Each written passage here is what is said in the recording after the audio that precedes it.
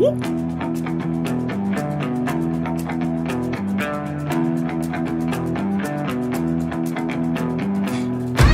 ain't tryna bring you down, but for real, you might as well give up now. Think you got a chance, but I don't see how. Got a real tight grip when I hold that crown. My life been good and bad and all around. The more things I lost, the more I found. One thing I taught myself to do, no matter the problem, refuse to lose. So, how you want it, man? You can choose. If you can't take the heat, don't light the fuse. See, I walk in slow and ignite the room. Like fire, everything I touch, I consume. I'm getting up while y'all just snooze. While you make breakfast, man, I'm on the move. I'm the first one in and the last one out. Whoever owns the place gotta drag me out.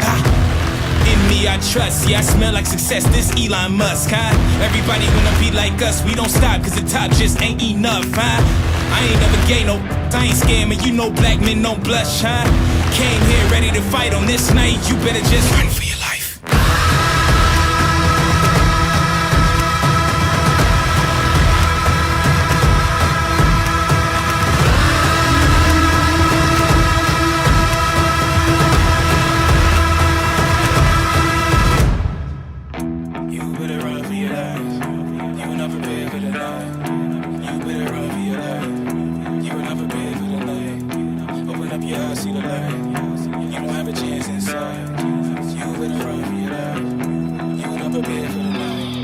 Won't you come and see what it's like, living by the rules that you write.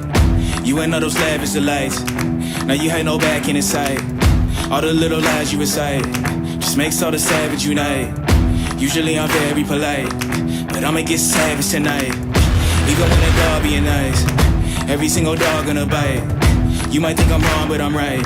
Just let it get a strong appetite. I'ma let it breathe just a little, give it to you strong, heavy metal. I don't make a sound when I strike. You better just run for your life.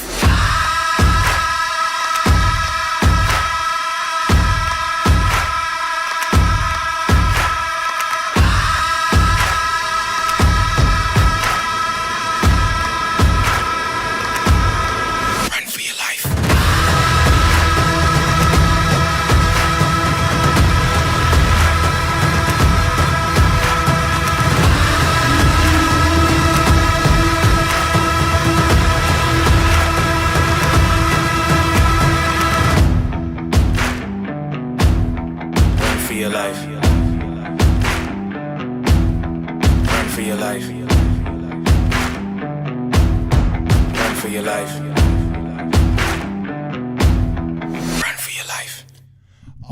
All right. Welcome, ladies and gentlemen, to the WardRadio live stream. I am your host, Cardin Ellis, and today I am joined in the studio, not in the studio, but via Zoom, by a very blue cast, starting with Jonah Barnes, the Associate Professor of All Things Apocryphal, and prophet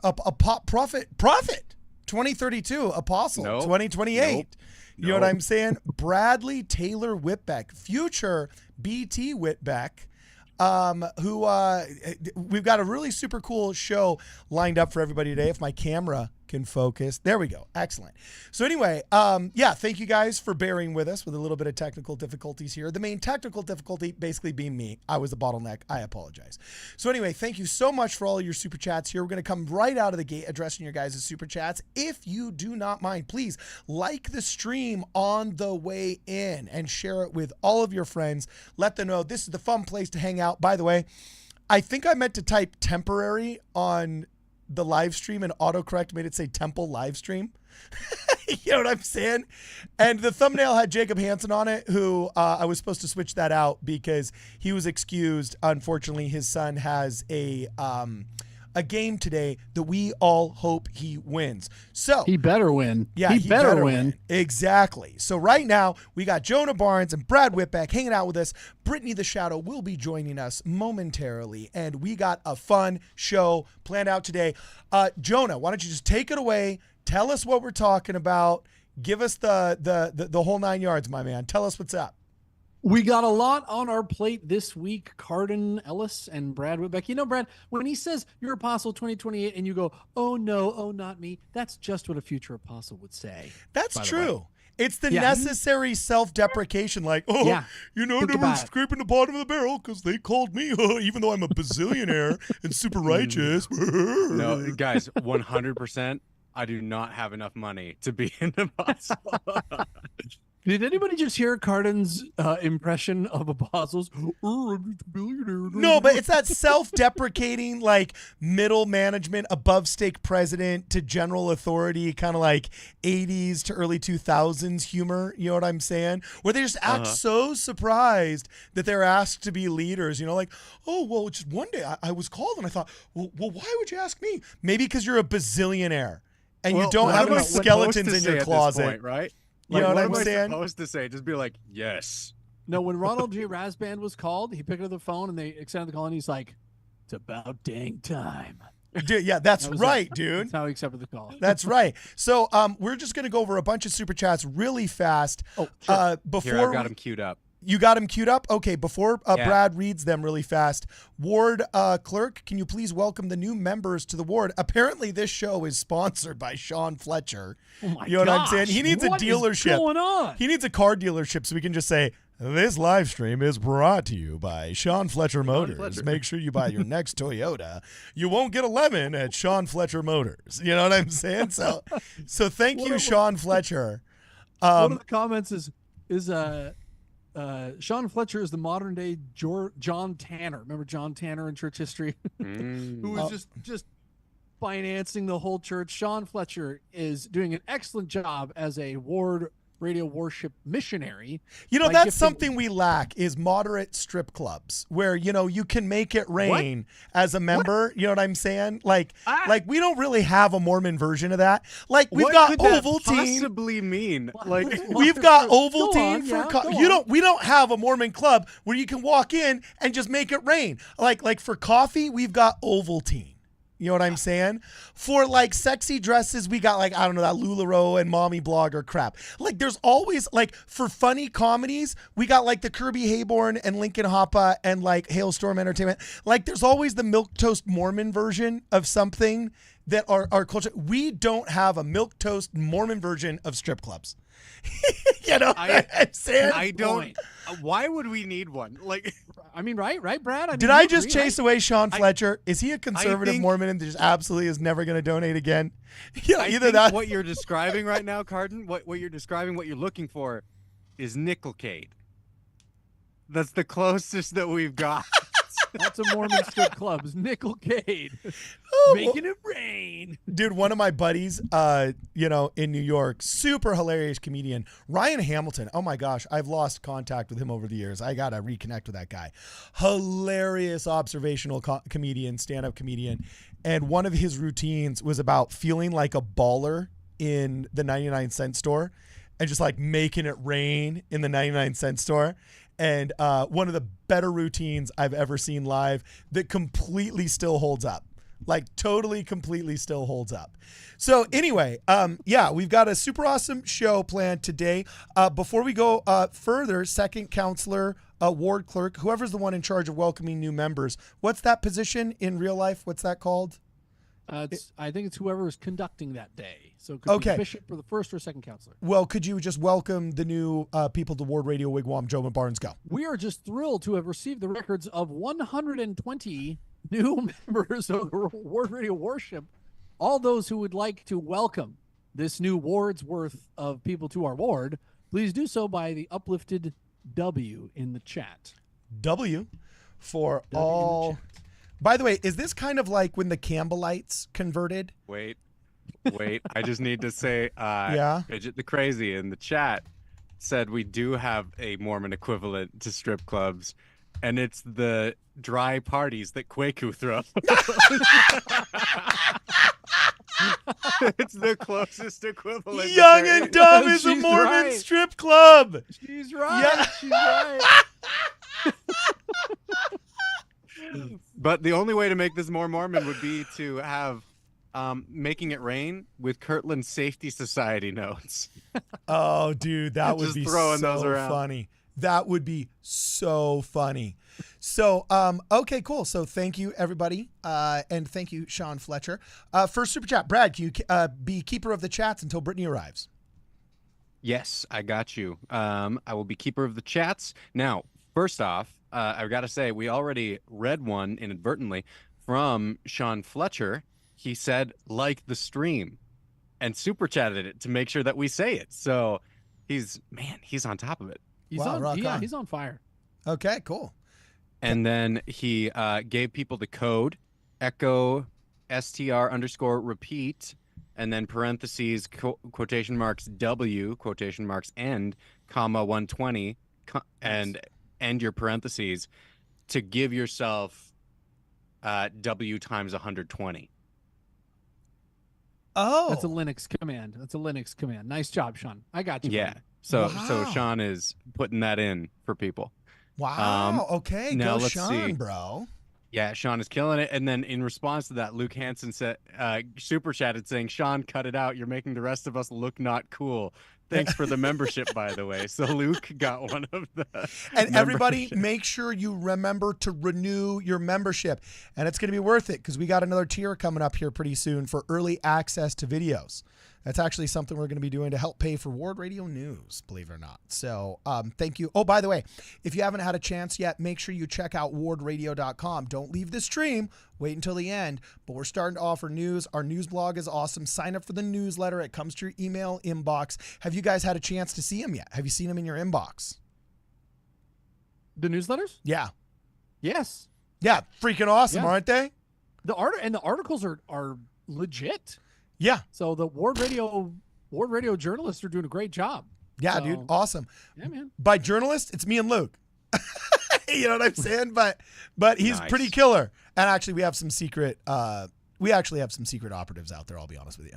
You know what I'm saying? We got some we got some secret sauce that we're not giving away. We're not giving away trade Aw, secrets yeah. quite yet. But anyway, yeah, awesome. Okay, so keeper of the chats, Brad, hit us up, tell us Okay. what's going on. Next up, we've got let's go with Scrambler, who said, "Where can I find a War in Heaven hat?" He wants Ooh. that War in Heaven hat, man. You have to actually be a veteran of the War in Heaven. Okay. Like, well, of course. Jonah, we all are. That's the point. Well, but you weren't. I mean, were you an honored body recipient though? Like, Okay. pardon? I just dropped a couple grand today on All of us were. our first 100 shirts. So within a week, those will hopefully be hot off the silk screen, and it's pretty rad. But they're gonna have this really sick kind of the Ward Radio tower right here with the little signals coming out, QR code on the side, this cool the boombox logo that we made for Ward Radio, and then on the back the big Ward Radio logo with the cool little electrical broadcast coming out. And I even made I haven't told them yet, but hopefully they're watching the stream, but I had special ones also made for our moderators that will say in writing underneath there, it says moderator, right? So hopefully all the people that are modding the Discord will get some preferential treatment and a cool shirt. And apparently I got to give one to Sean Fletcher now too. You know what I'm saying? Uh-huh. And his And speaking dealership. of Sean, Okay. he's got some more super chats in here. Hit him. Tell us what's up. Okay, so I'm gonna start with the most recent one just because it's fun. He says, "Carden, your responses to my contributions are worth every penny if I get nothing else. P.S. Are those tithing deductible? I am conservative, but not an annoying one. But I can handle you. 96% of my friends are non-Mormon, atheist, etc." Okay, cool. That's fine. That just means you live in a pluralist society, my man. Dude, I live in Los Angeles. What? Yeah, you think Mormons are oozing out of your ears here? So, awesome. So, thank you, Sean Fletcher. What was his question? I forgot. He's got two more in Oh, here. okay. Hit it. So the first one is the fall as an ordinance that we all performed symbolically before birth, Ooh. i.e. the last thing we did in the premortal temple, if such a thing existed. You know, that's very interesting because I know a lot of people say there's that beautiful poem that has been quoted more than once in conference where it talks about us being given the choice of what burden we would have to bear and saying, oh, no, not that one. And then that being the one specifically that God gave us. You know, do you know that poem that gets quoted every once in a while? Have you heard it? It's not ringing a the bell. rhyme is like, do not give me that one for I could not bear that one. And it's talking about in regards to like what kind of calamity would befall us, what kind of challenge would be put ahead of us and so on and so forth. And then God giving us the one that we specifically didn't want because he realized that's the learning experience we needed to have. It's oftentimes quoted in that in a lot of talks that are given concerning, challenges and headwinds in our life and so on and so forth. So, that would be consistent with at least some of the poetry of the pre-existence, the apocryphal writ, the rhymes, the what's it called? The poetry that doesn't quite raise to the level of rap. Not music in the spoken word, but, like what the beatniks do when they snap and then they, say their stuff. Beat poetry? Yeah, well, sure, beat poetry, whatever it's called. That would be consistent with the beat poetry of Mormonism. You know what I'm saying? I don't know if it's... That's a fascinating question, actually. Yeah. I haven't pondered on that very much. What I've been studying lately is the idea in the Apocrypha of names and veils. That there's veils and the ingredient, the force, the power to get you through them is the naming of a name. So, for instance, when you're born here on Earth, you have just passed through a veil, you receive a name, you're getting nourishment from the umbilical cord, and now you've crossed through a veil to a new plane, you get a new name. And it carries over in a lot of traditions. So in the medieval era, and even today, a lot of people will not name a stillborn child because it hasn't fully come into creation. It comes from back in, old traditions. I don't know if that's true or not. I'm just saying that this is something in our culture. The naming is the final act of creation, and it's interesting. It's something I'm researching right now. So that's interesting. That did we do a fall before we came through this veil? Well, That's if the resurrection is an ordinance according to Brigham Young, then who's to say the fall isn't? Well, I think it fits in really nicely with the idea that I think birth is, in a way, its own kind of ordinance. I think that that's something that we maybe that's don't so appreciate. sexist because now only chicks can do it. Like that is an example of why the temple ceremony is bigoted and hateful and matriarchal. But okay, no, listen to me. We need patriarchy and horses to fight the matriarchy. Here is an interesting thing. I've been thinking about this. The way that women oversee physical birth while men oversee the spiritual rebirth of baptism, right? And there's this parallel there that I think is really fascinating with the death and being born again of water and of the spirit, right? Okay. And this, what is being suggested here by Sean, it makes me think of going through the veil in the temple, right? And how it feels like a clear parallel that something like that would probably happen on the other side. Rock on. Cool to think about. Yeah, I'm down with that. I think that's pretty sick. So, yeah. And then here's another one from Sean Fletcher. I will drop a document in the Discord of more on those thoughts. Sorry if those super chats are duplicate. I did not see my earlier ones out there. Dude, you're allowed to duplicate super chats. Super chats are the only thing that you can spam in this. You can spam super chats all day long. Just press Command C and Command V. I know you're a big coder. Okay. So just, Command C, Command V on that super chat, Sean Fletcher. You can make it rain in here. Like, actually, WardRadio, we're the Mormon strip club. You know what I'm saying? You can make it rain with the super chats. So I answered my own question there. I answered my own question. We got Brittany showing up. Maybe she'll do it. She'll do a little shimmy. What? Let's read another super chat. But actually, I'm doing it. Now, sorry, Brad, before you get to that next super chat, we don't want to bury the lead too much. We are going to get to some talk about temples. We're going to talk about a lot of things happening, the church and news right now, a lot of great stuff. So stay tuned for just another minute or two while we get these super chats read. We're going to dive into temples. So, okay, go ahead, sick. Brad. So keep going. Okay, so we've got PC says, keeping it real. Controversy? No problem. And then also, newsletter, good idea. Unfortunately, not my style. I think a newsletter is more a little bit older generation stuff. Well, yeah, it's a lot of times it's either it's a highlighted story or a compilation of stories sent to people, in their inbox if they prefer to be able to have this correspondence through through email and so on and so forth. Basically, the same audience that we have on Spotify is not the same audience that we have on YouTube, is not the same audience that reads a lot of our content via email. Sign up for what you like, but also it's a good idea to just be signed up for our newsletter because we don't spam. It's not like something that comes out twice a day or whatever. It's only when something's pertinent and important, and also it's a good backstop for cancellation in case, I don't know, we get taken off some platform for some arbitrary reason or whatever. Then we'll be able to reach you. So please sign up for the newsletter by visiting WardRadio.com. Anyway, Brad, keep going. Okay, next up we got Stephen Diamond. Scripture tier ranking when? We've got a massive list.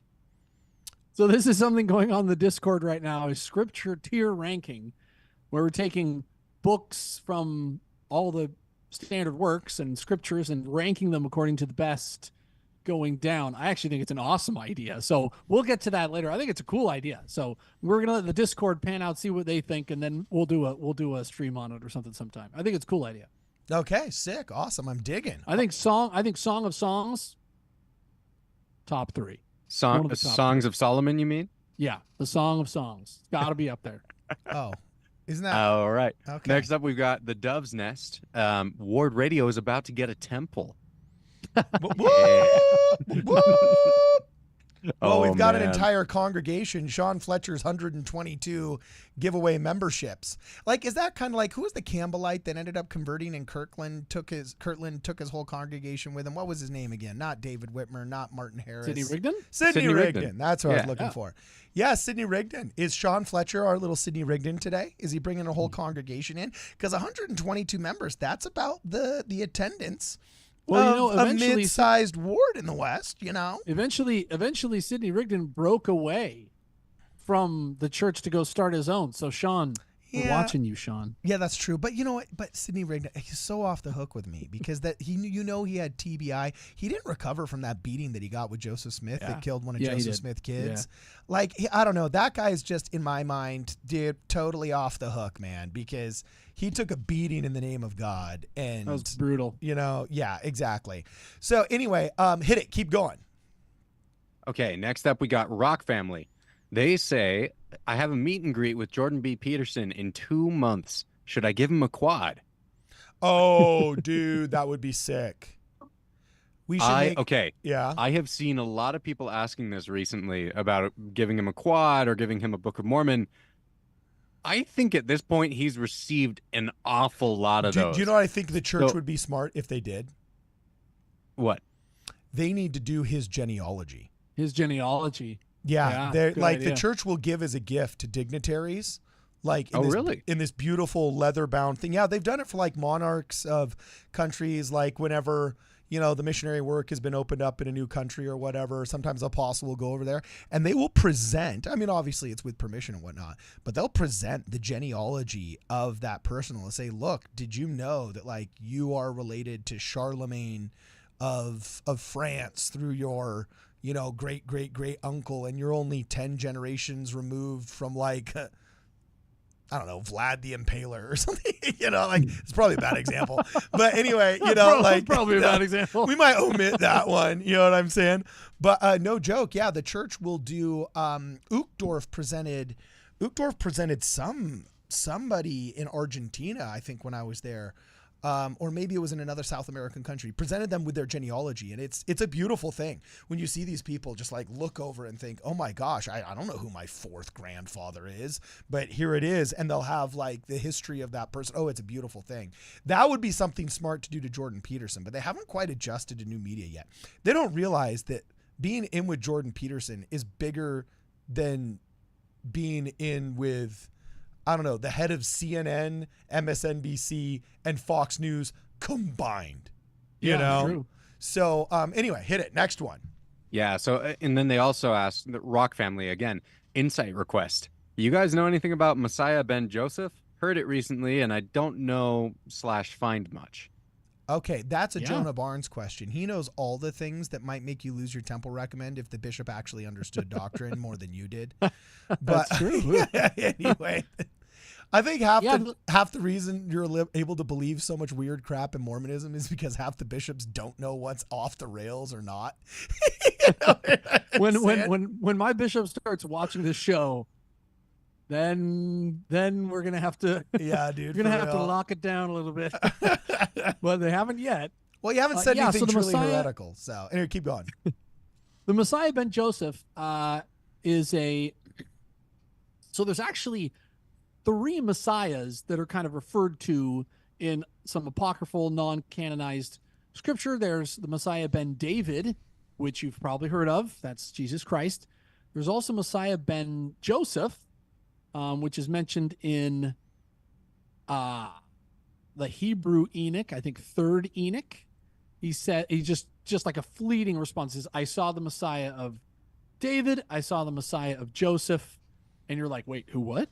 Doesn't go into a lot of detail, but essentially treats it as its own dispensation. He's going through the dispensations and says, and then there's a Messiah ben Joseph.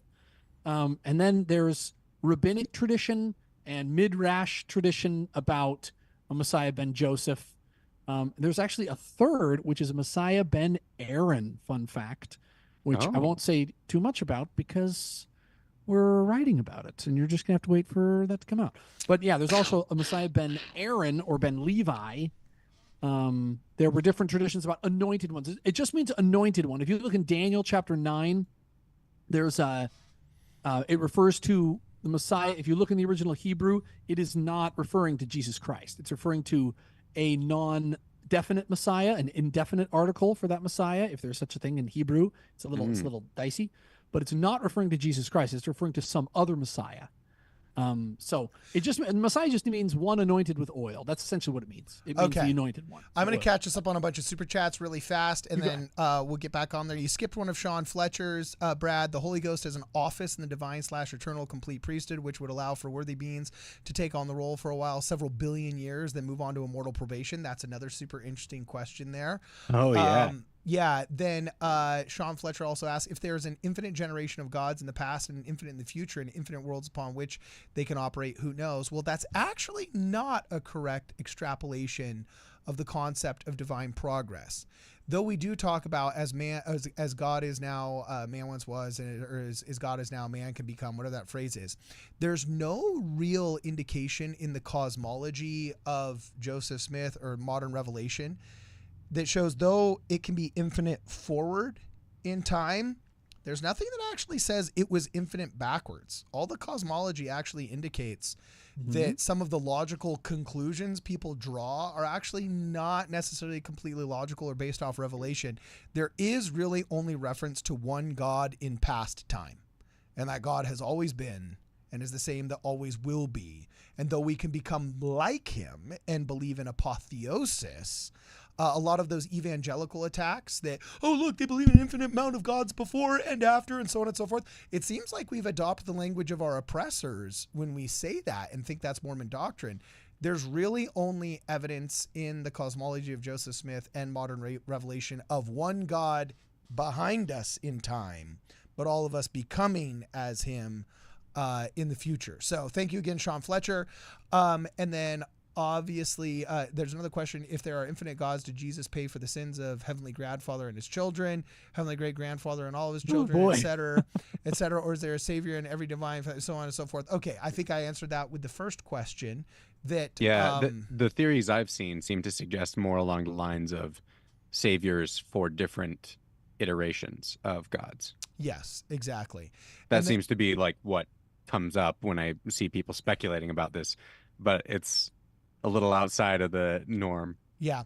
Also, we've received the records of Marion Ashley, Robert Wright, Kimberly Ojo, and Stephen Griffin, who bought their own memberships. So everybody that would like to welcome them to the WardRadio Wigwam, please put a W in the chat. And then finally, we have another question that says, if Savior is also a priesthood office, did I get that one already? No. If Savior is also priesthood office, is Jesus for every generation of gods, Heavenly Father's children, backwards. Oh, no, that one. He just spammed that one. So that was a repeat. Awesome. And then finally, we've got the other one here that says, we skipped one. Where is it? Cardeners. No, actually, Shell Lee. We've received the records of Shell Lee as well, who also has come into the Ward Radio Wigwam. So everybody put a W in the chat for them. And then now we're back to, if I'm not mistaken, Jack Norton. Yes, Alrighty. exactly. Oh, cool. Thanks. I guess some of those were above what I could see. Yeah. Now, Jack Norton, we've got 2 broke for 650 like Sean, but here's a 5, LOL. A request for y'all. Pick the temple I go to for my endowment. One in Salt Lake or Utah Valley. Oh. Ooh. Oh, that's fun. Let's ask chat. Chat, where should he go?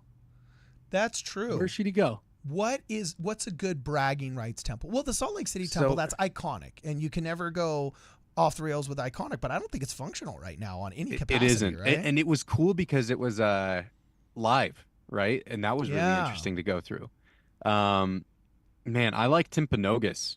If you're looking Salt Lake, Utah Valley, the Timpanogos temple is really cool. Or you could, Provo temple's closed. It'd be fun to get married in a birthday cake. Or sorry, take out your endowments in a birthday cake. Manti. Go Manti.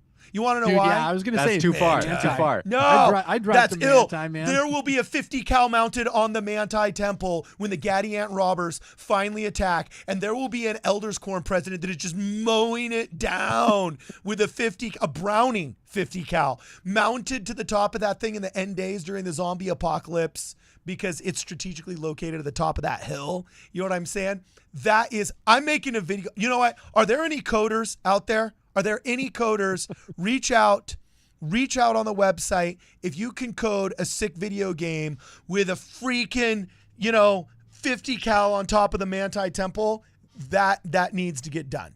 That needs to get done. So anyway, next one, Brad. Okay, next up, we got, hopefully that answers your question. Yeah. Timpanogos is beautiful, always will be. That's where Riley got hers. Awesome place. For me, it was Salt Lake, and I really liked it, but I think it's still under construction. Yeah. Okay.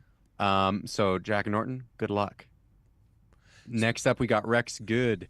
He says, I hit the name jackpot with Stephen Rex Good. And this was in response to stuff Jonah was saying earlier about getting named when you first come into the world. That's right. If your name is good, you can't go wrong, bro. That's just awesome. And Stephen Rex, like King Good, that's awesome. Yeah. Yeah, dude. Rock on. Alrighty. And then next up, we got Aunt Karen. Will they be required to announce the Far West Temple, or could they just build one as the cornerstones have already been laid? Oh. Well, good question. Any excuse to make a party you have to take advantage of. Okay, so, man, you people are just filled with questions here tonight. But, so the Far West Temple cornerstones were laid. It's actually a crazy story how they were laid and dedicated at threat of being butchered by the Missourians. But the cornerstones are still there, and they're very well kept and cleared and sitting, waiting for another temple to be built there someday. However, back then, they were building temples real small. And so if you were to build a temple over the Far West site, it would be teeny weeny. We're talking, it would be like a Relief Society room size. Really? Did you use like real big. one cornerstone? Yeah. And adjust the rest, right? Like it's like a 3-wall remodel that is really just an absolute rebuild of the house. You know what I'm saying? Where they keep one wall standing, and sometimes it's just like the fireplace, and then they rebuild everything else and expand the square footage 5,000 square feet. That would be really funny. Because the Kirtland Temple, people don't realize if they haven't been there, is really small. Yeah. Yeah, it's not big. Yeah, not big at all. It's tiny. It's like it's the Provo Tabernacle's like triple the size. The Temple of Shem, Shem over there in Israel is like literally a room. It's just booths. It's almost like a men's room. Like you go in like one stall and that's initiatory, and then another stall and that's like that. Was what if it was? What if it was a really small footprint, but super tall? Yeah. Just like a skyscraper temple that's like a Relief Society room wide. Like a Tower of Babel. That's kind of that's the New York Temple, bro. It is a lot like that, yeah. I mean, the New York Temple's probably only what, maybe 50 feet by 50 feet footprint, or 100 feet by 100 feet footprint, but it's like 12 It's stories actually tall. like wider at the top than it is at the base, right? Yeah. Yeah, Because they build outwards. yeah, because they build outwards. It's crazy. So, Yeah. all right, keep going. Alrighty, next up we got Diamond Dave bringing us back to this topic. How about a family-friendly OnlyFans where we wear sweater vests and make content of things like putting away chairs, holding the door for the bishop, etc. Brilliant. I love the We'll idea make a fortune. of just trolling OnlyFans. Like I heard someone made an account that was literally OnlyFans, right? Like just fans that are just blowing in the wind. Like, and I think that's so funny. Like having people like go on there to find something raunchy and then they find this. Like, Dude, that is absolutely hilarious. Speaking of OnlyFans, Brittany just showed up. Oh, hi. You ready? No, oh my gosh, Garden. Hi, you ready to Brittany, start your President. OnlyFans, babe? The setting up chairs and What do you mean start? savage. So, all right, keep going, Brad. Okay, next up, we've got Sean Fletcher again. I have some other super chats with more fun doctrinal comments that fit with the temple. I think we got to those. And he clarifies that the gods thing was duplicated because he placed it 2 days ago, but then YouTube hid it. They didn't want us to know. They didn't want us to Didn't uncover. want us to know. We have Jeez. received the records for Woza Cardoza. All those who would like to welcome Woza Cardoza into the celestial kingdom, please do so by putting a W in the chat. Welcome. Woza. You know, we welcome, need Woza Oompa Cardoza. Loompas like Willy Wonka has. So when people come in, they can be like, Woza Cardoza. Woza Cardoza. And like a small Little chant dance. can like break out. Yeah, that'd be cool. So keep going. Next super chat. Okay, next up, we got E-Dog. Thanks for the Latter-day Ladies video on garments. I have learned so much from WardRadio about the temple, and it has truly transformed my relationship / understanding with the temple. More deep doctrine stuff, please. Yeah, you see that, Nice. babe? Dude. Nice. Hey, so what are you going to start calling yourselves? Like, we had a lot of really cool names there. There was the Belief Society. There was the Doctrinal Divas. There was... Okay, so I just walked into the studio. Sorry, I'm like coming straight from soccer practice. Hey, no excuses. Start having fun with us. I will, but I gotta get in the Yeah. mode. I don't think we've decided on a name though. I gotta check our group chat and the Discord. But You know, I suggested some really good names for the women that didn't get a lot of love, Brittany. Yeah, Jonah, like, I commented and I said those are hilarious. can you I just worked label them off? so hard. Tell our audience. The first one was hilarious. Abish slapped. Bish slapped bish was slapped. Jonah's Oh my gosh. idea. Is it pronounced Abish or Abish? Abish. We're pronouncing it Abish, I guess. Just for Abish slapped. That would be so funny. I thought that was pretty good. There was the Belief Society, a play on words of the Relief Society. What were some others? Jonah, just rattle off the top three really Okay, fast. can I say what AI generation or generated for us? What? What did AI generate for you? Brigham's Babes. Oh, wow. Ooh. Oh man, that's gonna piss off a That's lot of a people. contender. That's a contender. No. Okay, So cool. did AI generate any awesome bad Photoshop portraits of Brigham's babes that are in the Discord right now, Carden? You know, I have a feeling They might have. I have a feeling I'm going to have to look in the Discord and see if. Are I you? think in the Oh my WardRadio gosh! host Are Discord, you kidding me? The most Oh recent thing my in the Discord. gosh! This is wowza! All right, I am going to minimize this so that people can see it. But here we go, ladies and gentlemen. Just for your viewing pleasure, Brigham's Babes. Brigham's babes. Okay, so it looks like Joy is not Black Widow. Who's the Wonder Woman? No, Marvel's not Miss Marvel. What is it? That's. I think she's Mantis. Is that Mantis? in there? Mantis. So Joy is Joy's Mantis, Mantis. Captain Marvel. Sorry, it's Captain Marvel. Looks like that's Riley. Riley. And then is that Riley will be Tifa? so ticked that she's Captain Marvel. Oh really? Really? Oh, that is too Dude, funny. It's mostly because Captain Marvel's just so egregiously written. The way that it's set up, like Yeah. everyone's like, "You're so hilarious," and then she never makes a joke. Like it's so bad. It gets on Yeah. Riley's nerves so That's much. funny. All right, keep going. Next super chats. We got to get out of these super chats so we can talk about what we Okay. want to talk about. Hit it. Yeah. Next up, we got Hugo Martinez. Hey, there's plenty of good people at Fox News. I work there. I love you guys. Oh, Where's rock on. Kwaku? Oh, Where is Kwaku? Hey, Kwaku's prepping for a couple of young and dumb parties. He was invited, but obviously we have to excuse his absence because he's knees and hands deep in the mire of employment tonight. So unfortunately, he couldn't join us.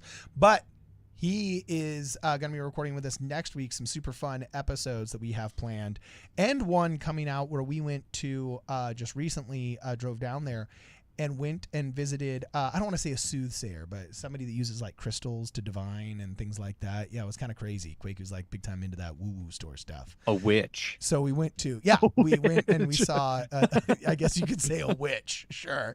But I would like to say a spiritual, a medium. That's the word we're looking for, a medium. So, yeah, that was a lot of fun. And, yeah, that's going to be coming out pretty soon.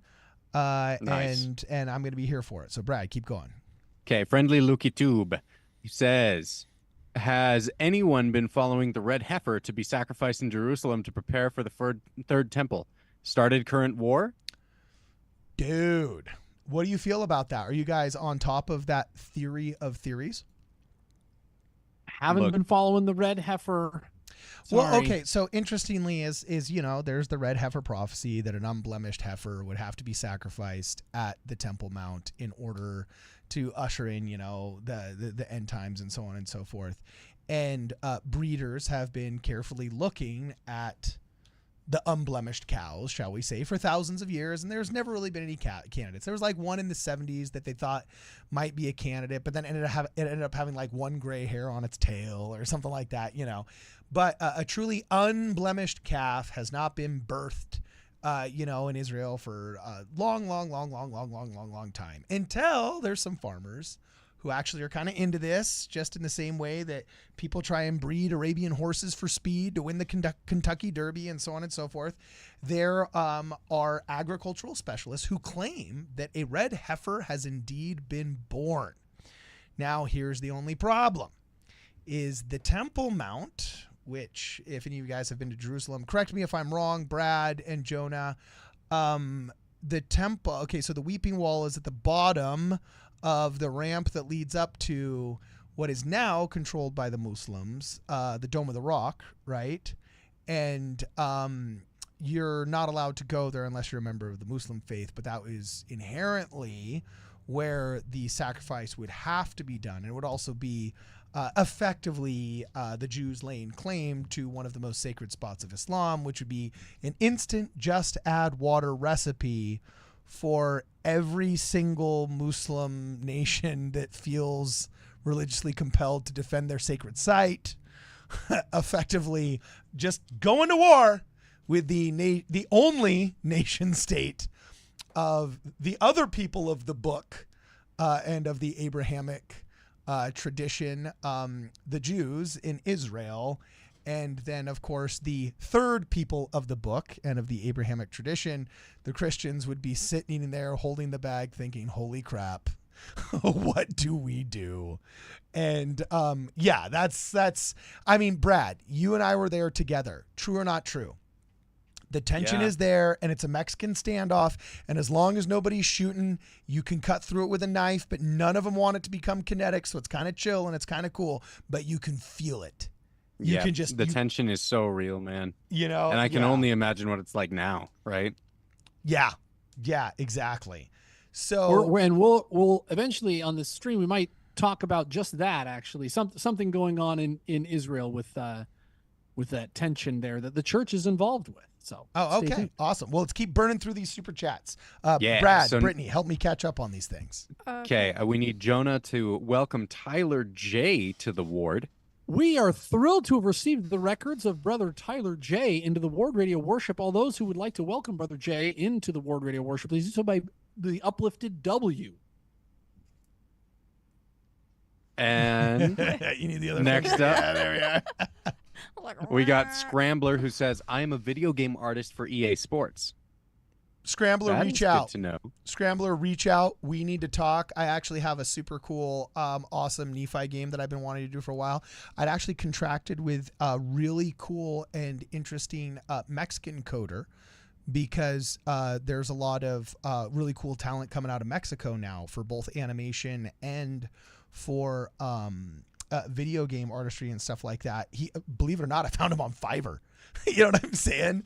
And he had a simple formula, like, you know, it was like $800 a level. If you want a 5-level game, you got to give him $4,000 or whatever. And apparently he got so much work from Fiverr for like the rest of the year. In like 1 week of being on Fiverr, he's like, dude, I can't take your work anymore.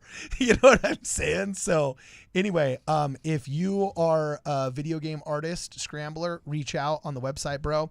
I would absolutely love to talk to you. Next one. Next up, we got Sean Fletcher. Whoa. As man now is, God once was, quote, the as man now is, God once was, quote, is how I inferred the backwards thing from that. Yeah, deep fletching.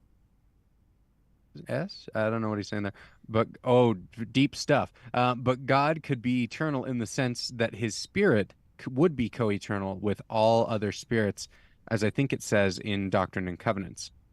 So, Yeah, the nature of eternity is a really fascinating thing, especially when you have God clarifying that eternal punishment is God's punishment. yeah. It makes me wonder if there are pockets of time-bound segments in which, like, we exist, right, that are called eternities, right? There's tons of depth to this, and I think it'd be really fascinating to dive into.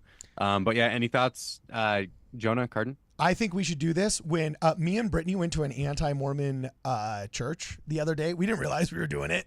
It wasn't anti-Mormon. Okay, every single reference to Mormonism was completely pejorative, and there was like an excessive comments. There was like 3 or 4 comments, only one comment about Catholics, and all of them were generally negative in a way that but basically, in a nutshell, I'm not embroiled in a scandal.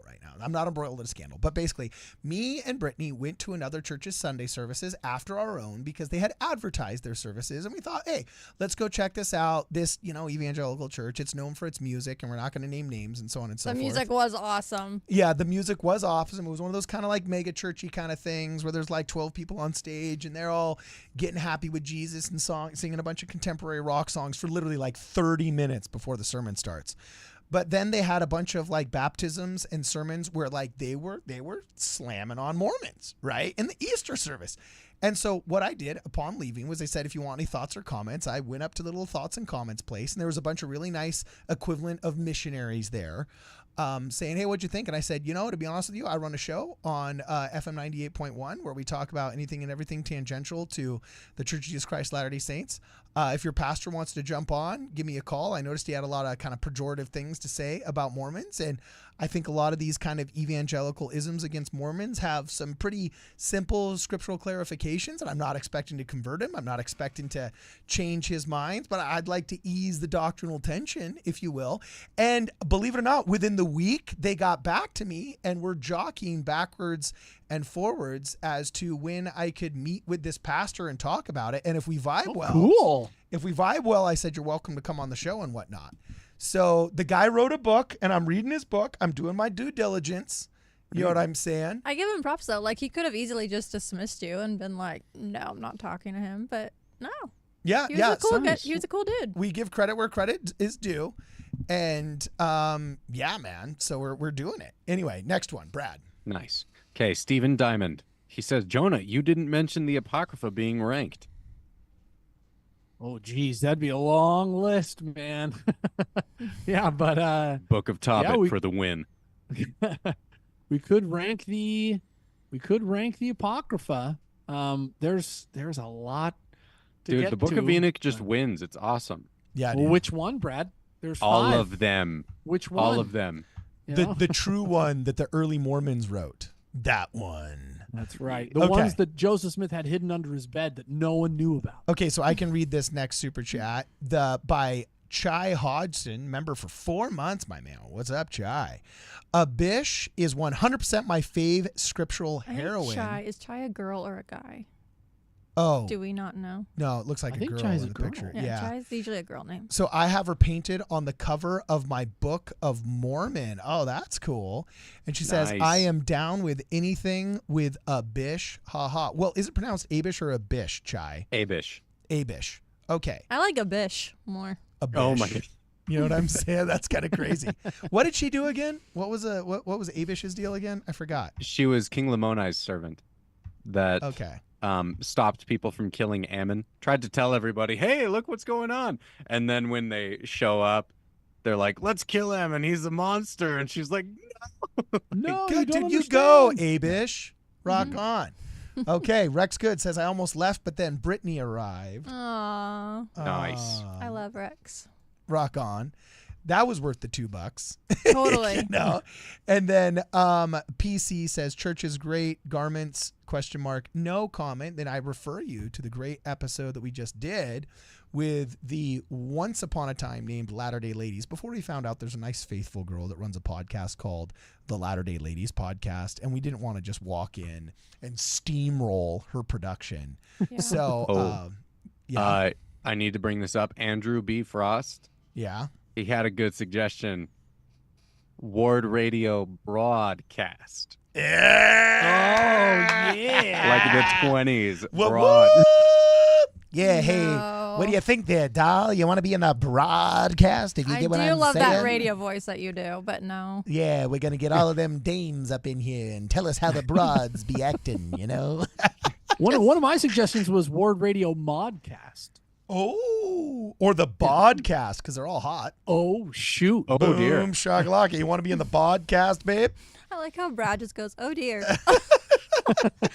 So cute. I react so like a Canadian. 90-year-old grandma. Yeah. Oh, Oh dear. dear. Okay, awesome. I'm getting clipped left and right. They're just like the feminists are running to their keyboards. Clip him! Clip him! We caught him! So look at that, babe. That was funny. Your face, priceless. So 2 more soup chats. Brad, catch us up. We got Jack Norton. Any Don Bradley episodes planned for April or May? I'm under 50 days until mission, and I need to my fix to cover me for the 2 years. Ooh. Oh, shoot. Okay, Jack. Okay.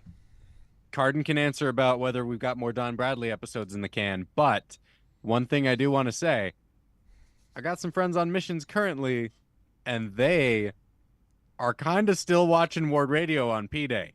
Oh, yes. You're they allowed are. to. I know of at least 3 missions where the mission president has said yes. I mean, if what people tell me is true. And there's also a mother that downloads every one of our episodes and puts it on a Google Drive so that missionaries can watch the latest episodes because they're allowed to watch video files that are sent on Google Drive. So we have a lot of missionary viewership. no, It doesn't show up in our subs at all. It's all Facebook or Google Yeah. Drive. But yeah, there's missionaries. No, we lot of actually them have a watch. lot of missionaries that watch. Oh, in fact, I need to give a shout out here, babe. Do we have that picture of the zone leaders? Yeah. Is that still in the Discord, Jonah? You know exactly what I'm talking They about, emailed right? I know what it you're to talking about. you. I'll go look for it.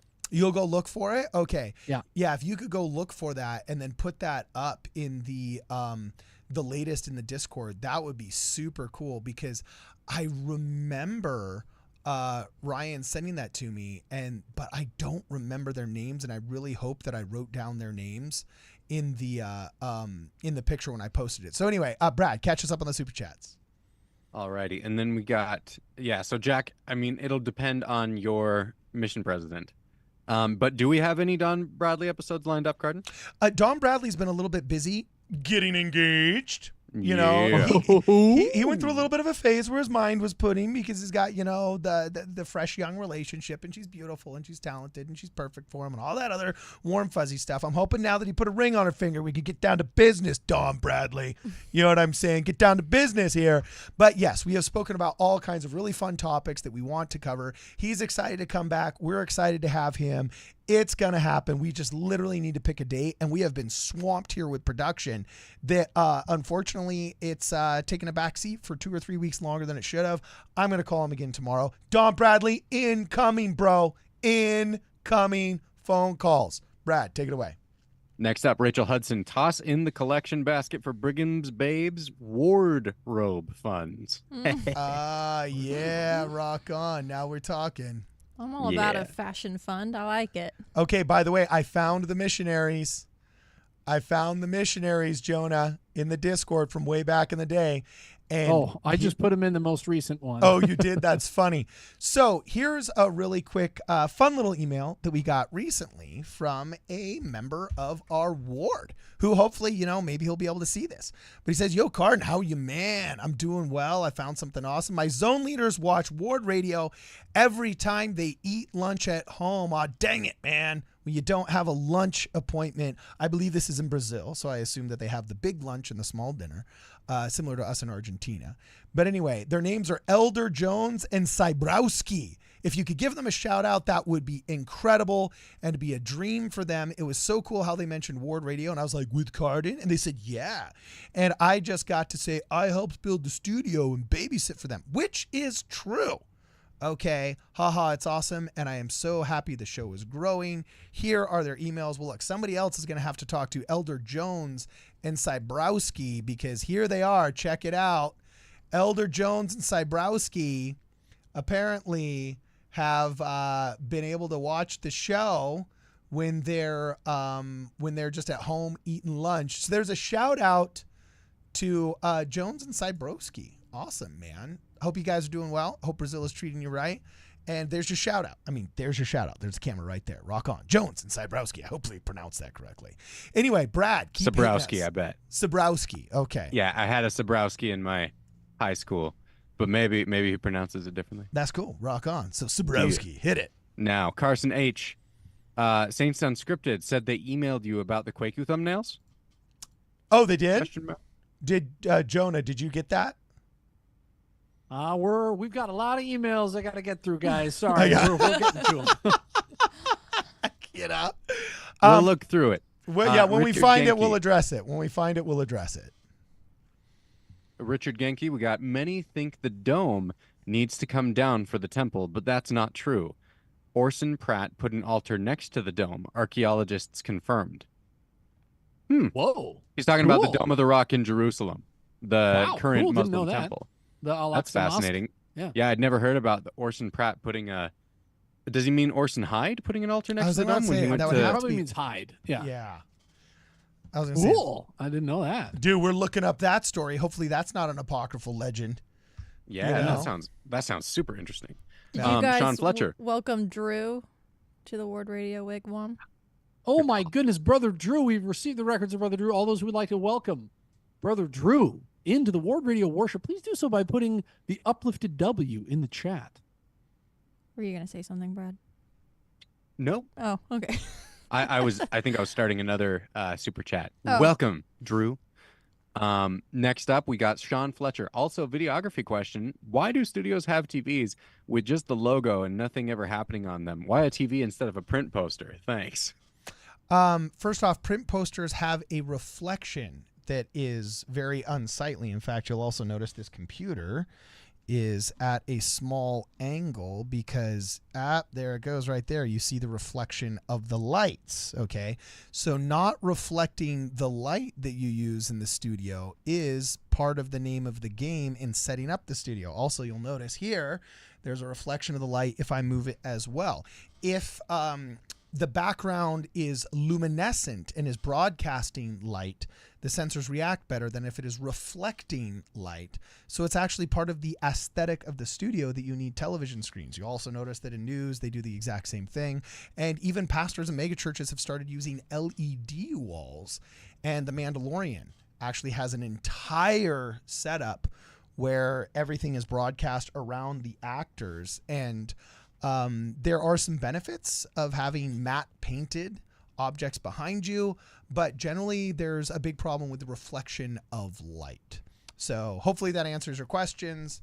Little technical question. Next super chat. Okay, next up we got PC. You guys are great. Unfortunately, I agree with only 85%. Hope we can still be friends. Hey, that's a B. That's a solid B. We'll take it. Rock on. Dude, you know what's funny? Is like, I don't think we agree with each other more than like 85%, right? Like that's Yeah. kind of part of the point of the show. Yep. We have plenty of things that we don't completely align on.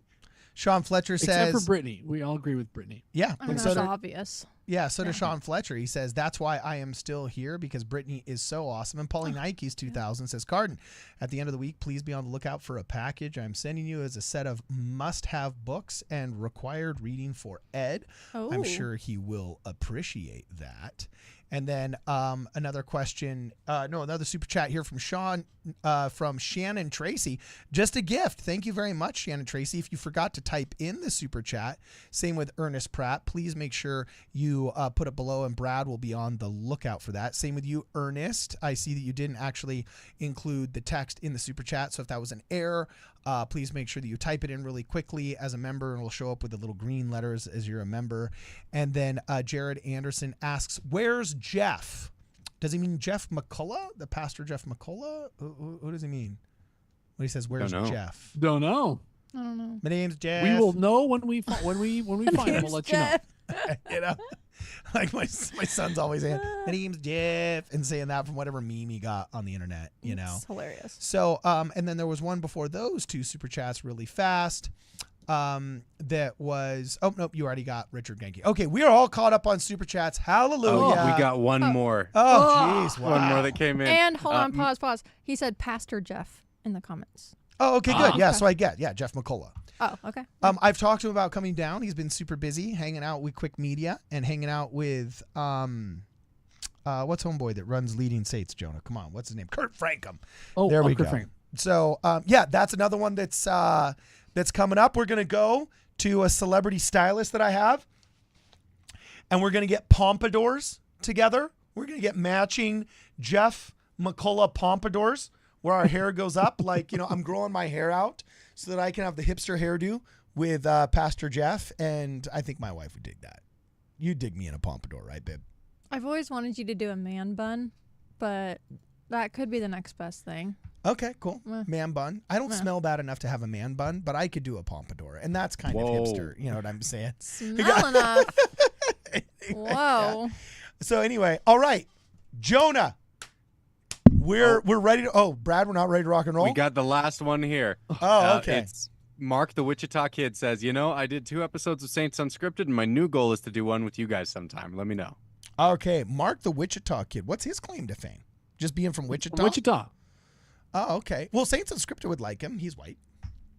No. Oh my gosh. Oh, that's not fair. That's not fair. I shouldn't say that. So, anyway. Hope you got one more. Okay, Ryan Baker says, can Jonah please recite the first few lines of the First Vision account in Russian mafioso accent? Yes. Let's see. It says, Я увидел столб света ярче солнца, который постепенно спускался, пока не упал на меня. Когда же свет почил на меня, я увидел 2 лиц, стоявшихся в воздухе надо мной. Один из них I feel like I need to назвал меня convert по under threat of death. Like That's what it is. That's how Jonah got so many conversions. Screw It is speaking so beautiful. Screw speaking Russian and Russian to Russians to try and get Russian souls to convert to the gospel. We need to call American missionaries to learn Russian to speak it in our urban centers in America. Because if you just rolled up to me while I was like watering my garden in Boston and I was hosing down my wife's flowers and stuff, and all of a sudden you started saying, "Bush biet," and said like, would you like to learn about our faith? I'd be like, dude, I'm there. I'm getting baptized in whatever you say. Like, forget my address since you ever saw me. I'm converting right now, dog. Okay, so Ernest had a super chat, but he didn't have the text Okay, in hit it. it. And he says, I am married to a Brazilian, and Brazil always treats missionaries well. Also, Arizona rocks. Where is Kwaku? I think we already discussed where Kwaku Yeah, is. we discussed Kwaku. He's somewhere screaming about Arizona. Yeah, he's got somewhere. a pass. He's got a pass for today. He's on a busy at mountain. work. Yeah, he's actually busy at work. And then Ryan Baker says, amazing, well done. And PC says, I agree with 99% of the humor. Thank you very much, PC. And then Hazel Nutmeg says, super sad that your temple predictions for El Paso / Las Cruces area still haven't come to pass. Hopefully next conference. Love the reviews. I mean, I got to tell you, Matt Martinick was batting like 70% last conference. This recent conference, he was only batting what, like 1 out of 10? He was batting 100, bro. Yeah, it was brutal. It was brutal. Yeah. So hopefully he splits the difference and is at least batting 400 to 500 next conference. We'll invite him back and let him know why. So anyway, we're all caught up on Super Chats. Thank you very much for everybody that has given us Super Chats thus far. Please make sure you like the stream and you share with your friends because we are about to talk cool temple topics. Jonah Barnes, hit it. All right, ladies and gentlemen, let's get to a little bit about temples. So temples in the modern dispensation, which is German for dispensation, began with Kirtland and Nauvoo, right? Now, on the Nauvoo temple, they put a statue on top, and they wanted to put a statue of an angel, just some angel, flying through the midst of heaven. And they put a sweet planking angel on top of that. He was a horizontal angel. And then the dude, I think it was the dude who was making it, or somebody just said, hey, it's Moroni. And they just started calling it Moroni. And we've ever since had a bunch of Moronis on top of our temples. Well, that is starting to change in recent days. And there have been, there's been 66 new temples announced, and the renderings do not show any Moroni going on them. Oh, so interesting. So right now, as it stands, there are 15 temples with no Moroni on them. And there's a little list in the Discord. It used to be just 3. It used to be just 3. Now it's 15. Okay. Which is Man, it was there. the Cardston Temple that my family was near up in Canada, the Meridian Temple, and then the Honolulu, Hawaii Temple. Okay. Well, here's the article I see right now. Which Latter-day Saint temples don't have an angel Moroni statue? Hardcore. Yeah. Okay, Jonah, keep going. So they're starting to change some things on the temples. Now, some of them they have put on Moronis that previously did not have Moronis. Really? Yes. So according to the LDS website, they've added since the 2000s to Freiburg, Germany, Ogden, Utah, Provo, Utah, Sao Paulo, Brazil, Tokyo, Bern, Switzerland, London, England, and those places. So put them on. What's the incentive to add one? To me, it's just kind of like it's a thing that unnecessarily makes us look weird and we have to explain. And the risk, it's gold, Carden. the risk reward relationship. Like, I love that there's the Mayan angel Moroni. If you're going to have one, I like that the LA Temple has a Mayan angel Moroni, and it's sometimes an interesting conversation topic. But it's like I would rather it just be a big beautiful steeple. You know what I'm saying? And then not have the conversation starter because there's no real elevator pitch for Moroni unless you add the Book of Mormon, the Restoration. I mean, maybe that's the problem. I mean, maybe that's a benefit, right? Is this like culture folklore, or isn't he supposed to be like trumpeting towards where Jesus is going to come again? Like he points towards He always the faces east. Yeah, exactly. So is that why we have the angel the doors up there? of the temple always face east too, right? Yeah. That is just a culture. I mean, facing east has been something in ancient Near Eastern cultures since the dawn of time. There's even explanations in the Apocrypha for why they face east. There was facing the rising sun. But it's not like it Moroni's, needs to be Moroni, right? That's like there's no doctrine. There's no revelation that says you need to put Moroni on. You know, when it says holiness to the Lord, the house of the Lord, that is in the Old Testament. That is in the Torah. It says you need to put that on the temple, right? But there's nothing that says you need to put Moroni on top of the temples. It's just kind of something that we've just done, and something that the church is now dialing back and is not doing as much. So this is a kind of they're not dialing it back if they're sticking it on temples maybe that didn't have Moroni it. is expensive. Well, so they've put it. They've put it on 1, 2, 3, 4, 5, 6, 7 or 8 temples. They've added Moronis to about 8 temples in the past 20 years. They've announced 66 new temples with no Moroni on them. And so, to update, it looks like some people in the chat are mentioning there are some that also face west in both the doors, and Moronis don't always face east either. Oh, is Oh, there I didn't know that. is it like sharks versus jets? There's the easts versus the wests, and up in heaven, all the angel Like a West Side Moronis. Story? Yeah, are they just Yeah. kind of like, yeah, I was in the east facing gang. What gang were you in? It's like, yeah, me and my bride and me and my dames, we were in the west facing gang. You know what I'm saying? And then they got the 1920s radio voice back. So Brittany loves it when you use the word broad. I She do. loves it. what are there? There's broads, there's dames, there's dolls. What's another 20s word that we could throw into the I mix don't know. there? I wasn't alive. Oh man, then. only Shakespearean ones are coming to my mind, and they're all not good. Oh, really? Yeah, that's true. Like we need sweet cakes or sweet cheeks. No, or strumpet, and yeah, it's like sweet that's not cheeks. good. Get thee to a nunnery. You know what I'm saying? That is awesome. All right, keep going. Okay, so that means that on the whole, we're dialing back the usage of Moroni on top of the temples. Now, people have asked about this, and they've said, hey, what's going on? And so the church has released a statement in response to this, and we're going to, see if this makes any, does it rub you the right way? The church says that it's not about the external design of the temple. It's about what goes on inside the temple. The external and decorations are all secondary to its primary use, which is for people to draw closer to God and his son, Jesus Christ, by participating in sacred ceremonies that teach God's plan and unite families forever. So we here at WardRadio have come up with a cache of Moroni memes for you to digest here. If we're phasing out Moroni on top of the temples, then we need to give Moroni a good goodbye. So tonight, we've got some memes there. Cardin, you're going to have to scroll up to find these guys. Is it the Church of Jesus Christ of Latter-day Gains? That starts. Yeah, it's all around there. Okay, so I This can't see them. Is so funny. The Church of Jesus Christ of Latter-day Gains. That is so funny, my man. Nice. All right, so what should we do if we no longer have a Moroni that we can have on top of the temples, my man? What do you suggest? There's a couple suggestions. So President Uchtdorf submitted his proposal for what to top the temples with, and you can see that there in the Discord. This is so funny. Oh my gosh. All right. I'm putting this up on the screen.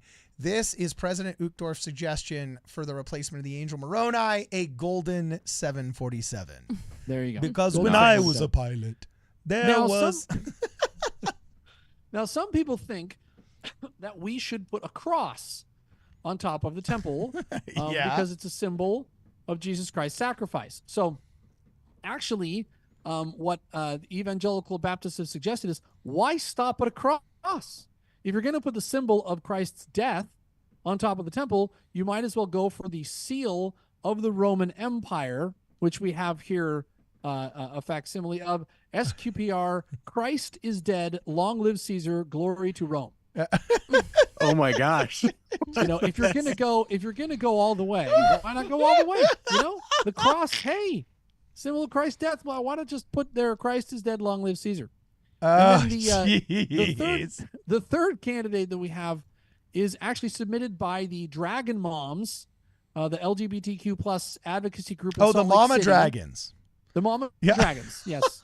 They've submitted, they want just a giant statue of Narcissus holding a mirror and a pride flag Oh my god. Oh, Narcissus. on top of every temple. Brad left. Brad's gone. He's just gone. How do you know that's Narcissus? How can you tell? That's him. That's just, he's holding the mirror. He's just, Oh, that that was is Brad's funny. idea. Okay, look, I didn't think that was, I thought that was offensive, but Brad insisted that we put that in there. Oh my gosh. No, I did not insist on it. Don't worry, Isn't that Brad. Michelangelo's David, and they just gave him a Yeah, I was mirror? about to say, No, I that thought it is was David. Narcissus, See it. brother. I can't That's see him. this. That's all the way Narcissus. That's funny. So yeah, so those are some of the proposals. If you have a proposal for what should be on top of the temples now, you can also submit it. And also, just to remind everybody, we here at WardRadio have actually launched Moroni into space. So he's really he's peaked. He's all the way above every temple, above the whole earth. And we have a picture in the Discord of when we launched Moroni into space. Great episode if you'd like to go back and catch up. Boom. Moroni's There he smart- is. Short sojourn to the heavens you can go check out our Lego Moroni that was launched. Moroni was launched into space. It was pretty rad. That was really cool on a giant weather balloon. All right, Brad. Hey, Jonah, Fidget the Crazy says she has additional memes in your DMs for you. Shoot. And I would just say, why don't we put like a super cool looking sword of Laban up there? That would be awesome. Be like the Mandalorian. Well, My religion is also- weaponry. that's not very welcoming. A big sword. Like, Oh, That's fair. Brittany, That's come fair, on. Brittany. That's fair. It might send the wrong message. I don't Kind know. of like some of the other options we Yeah. suggested. Yeah. no, we got a girly enough faith. We've already emasculated half of our leadership. We need to get the masculinity back. Stop. You know what I'm saying? And all the stats show that, if you attract the men, you get you get the whole family with it, right? So I think we've gone soft enough for long enough. Maybe we just need to, stick a big giant sword of Laban with a really cool, like not bedazzled, but like an encrusted, like maybe like hand guard, like not Oh as my gosh, stop. Okay. Now, Hazelnut Crazy. Megan.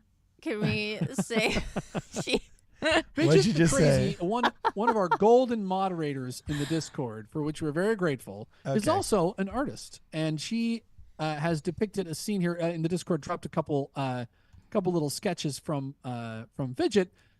At one point, there was an earthquake in Salt Lake City, and during that earthquake, Moroni dropped his trumpet, Oh my gosh, that is too and so funny. it looked like Moroni was checking his watch.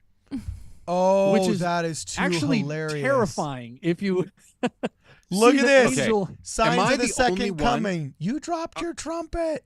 Am I the only one who thought this when he like had his mic drop after the earthquake? That like, hey, the final trump shall sound. Is that this trumpet mic drop, right? Like that's like, hey, time's checking up. his watch. That is terrifying. When the That- Angel Moroni's checking his watch. That is On so this note, funny. Rob Uri just put in a super chat saying Moroni on or not on the temples is super significant. Tell us why, Rob. Tell us why, man. Make your case. We've got great replacements here. Golden 747, the seal of the Roman Empire. Come on. Also, You've can we got go great back to suggestions. calling him Moroni? I thought that was more fun. Maroney. Who Hey, said that Joe. on that science guy? Hey, Joe Smith, I got some plates I need you to go check out. It's Agent Moroni. I think also the ancient aliens guys. Ancient called him Moroni. aliens. That's what I was Yeah, thinking yeah. of. Yes. He's a Pleiadian, yeah. apparently. Pleiadian. That's right. Yeah. Okay, but Cardin Hazelnut Megan suggestion for on top of the temple is a bucket of cream. Oh, ho, ho. Savage. Where's my bucket of cream poster? The Where's my true bucket of symbol- cream? The All true right. symbol of the restoration. Dude, that's funny. And then here's another Fidget the Crazy comic book that says, what? Why are your trumpet isn't? It's a telescope now. I don't make the rules. That is funny. If it All wa- right, my Lego guy, I had to use a telescope. Yeah. We had to use a telescope. Okay, Fidget, all right? And then here's the We're old trying as best we original can, Fidget. from Le Fidge that is showing Moroni just sadly on the wing of the weather Aw, balloon. Why does just- that make me sad? That's like it's sad. I don't think it's it's either that or else he's just like looking and No, it's he's become just a like telescope. all alone in space. Sad. Lonely, so lonely.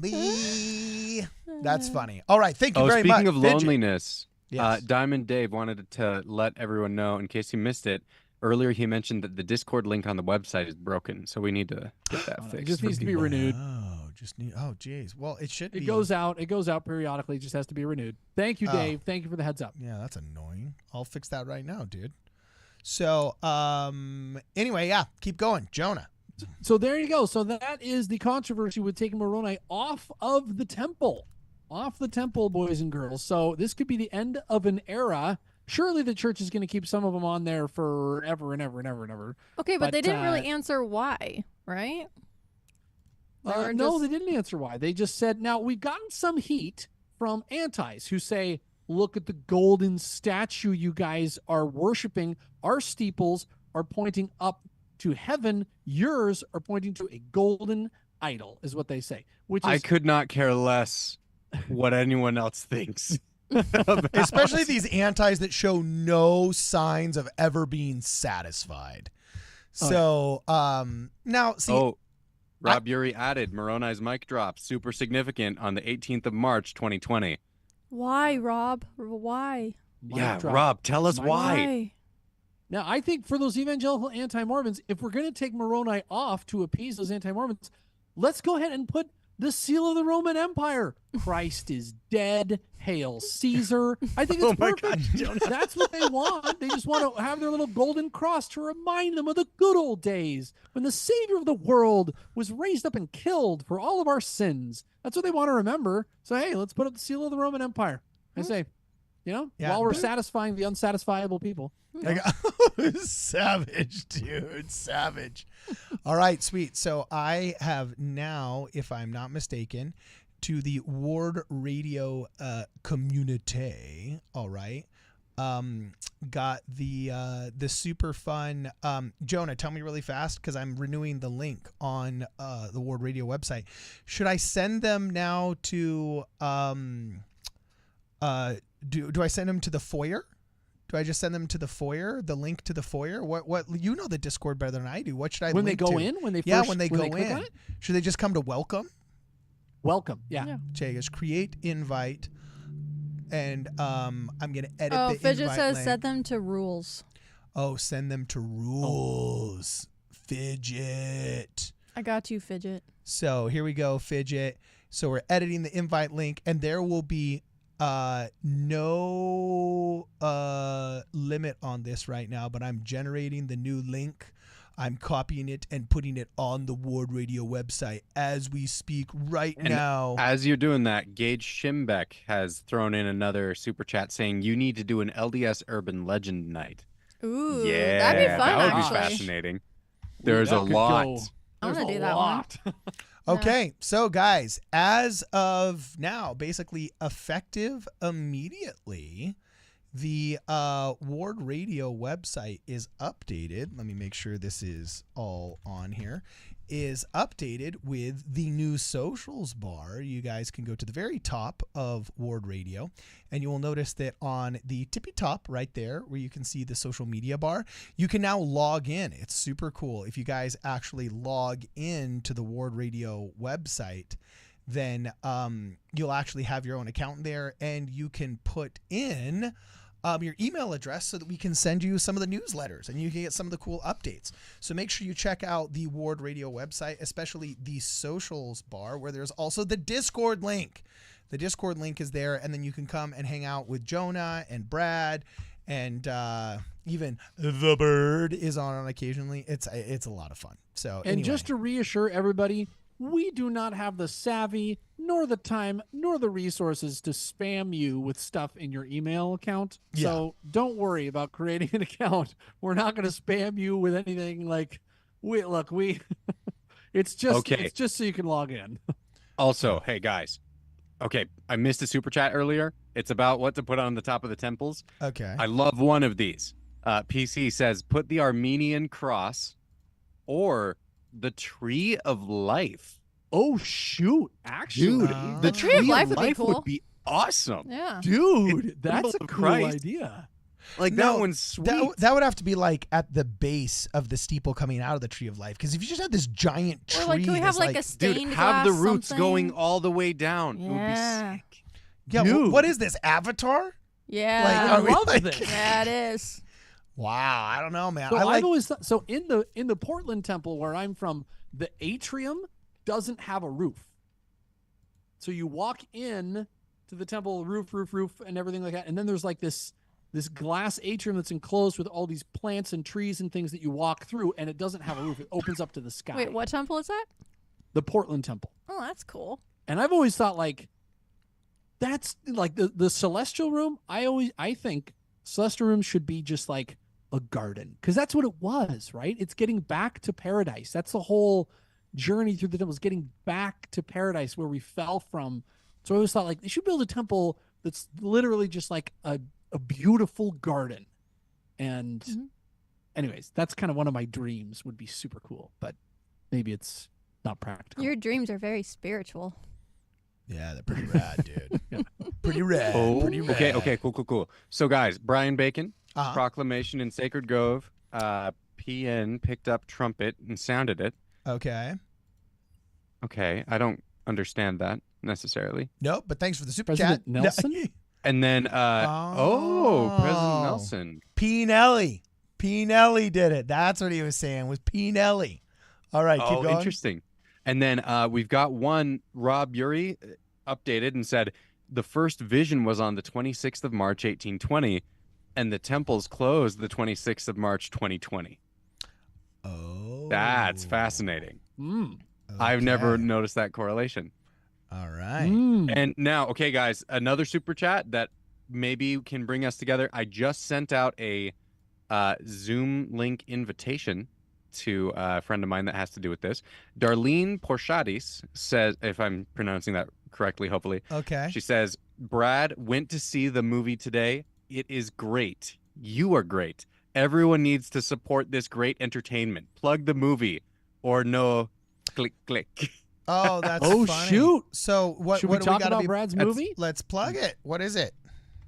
Escape from Germany. Let me grab a title here. Escape from Now, Germany. my buddy Paul, who's the lead in it, I just sent Okay. him a Zoom link. He just finished getting a baby to bed, so he said he'd be down to come on and talk Well, about here it it a is. I little got the bit during live IMDb stream. profile pulled up. Here is Escape from Germany. 1939, Hitler's army was closing borders, and 85 American missionaries were in Germany serving their church. The escape of these missionaries from Nazi Germany is one of the most dramatic events to occur in modern church history. Directed by our boy T.C. Christensen, written by T.C. Christian and Terry Boyle Montag, and it stars Whitney Palmer, David McConnell, Sebastian Barr, and a whole slew of others. Brad, I've never seen your IMDb profile. Do you got an IMDb profile? Are you on here, bro? Or Heck are you yeah, just man. Check are out you my just IMDb like profile. are you just Wait like a minute. Why doesn't it say starring Brad Whitbeck? I'm not going to see it if it's not starring Brad Paul is in. Whitbeck. Paul is in. We're gonna bring in somebody who is starring in it. Pull up. I'm like a random missionary who's like okay?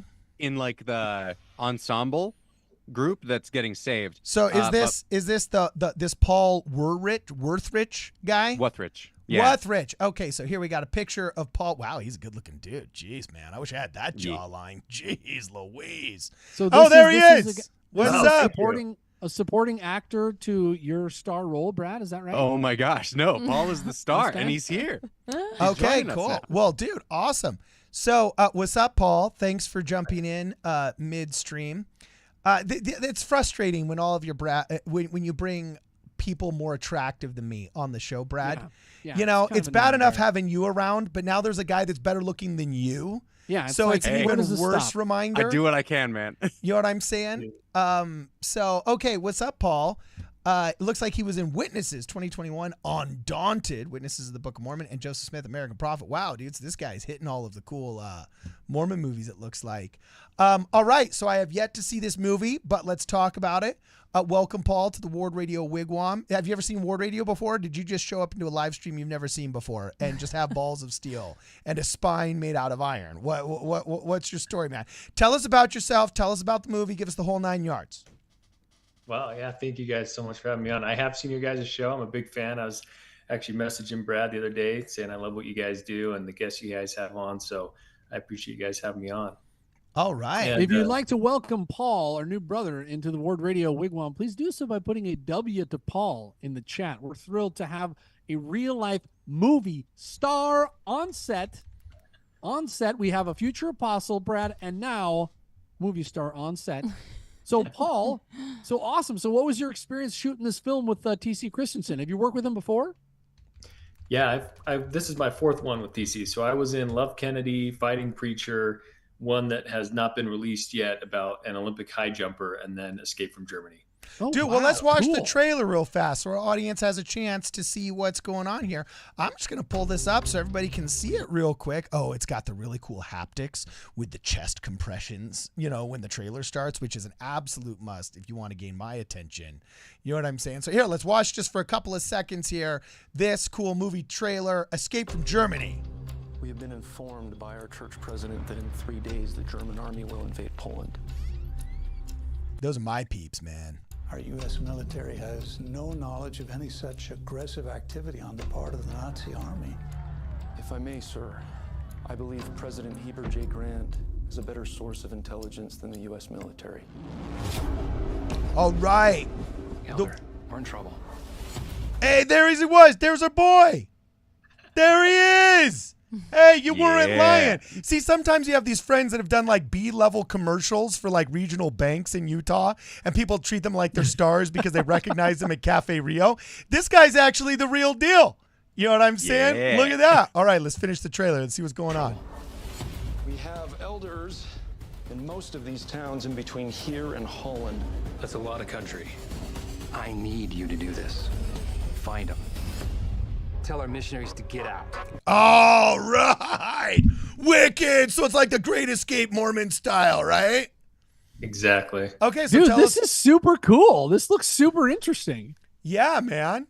Dude, this is epic. So we don't even have to finish watching the trailer. We get it. Whoever cut this trailer did a good job. In the first 37 seconds, I know who the main character is. I know what the conflict is, who the bad guy is, and I know exactly the goal that must be accomplished.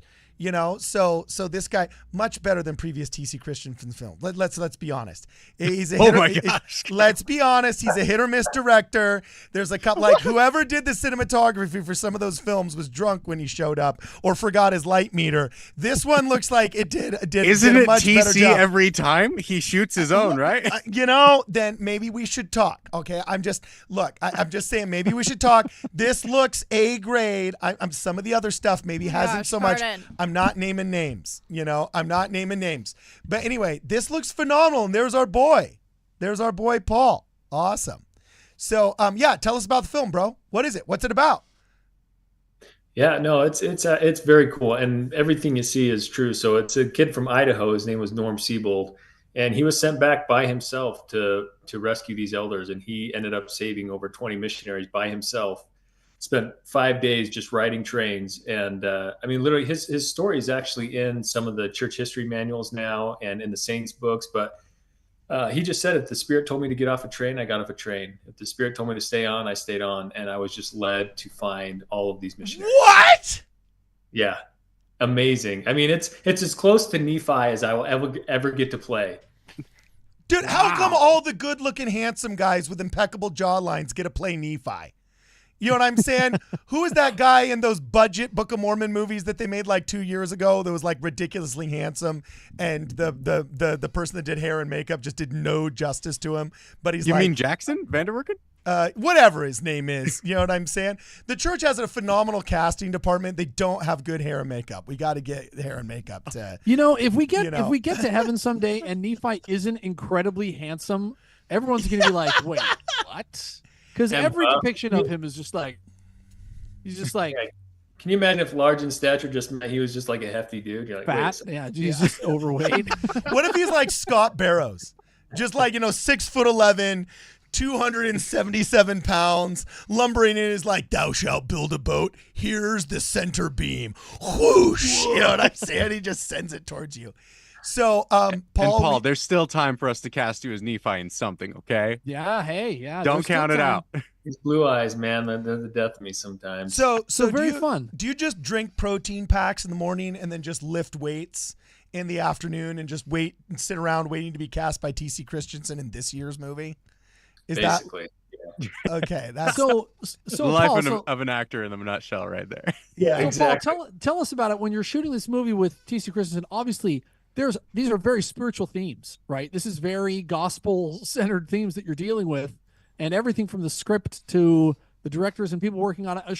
Surely not everybody's a Temple Recommend holder on set, but what is it like being in the, getting yourself into the zone so that you can play something that is so sacred?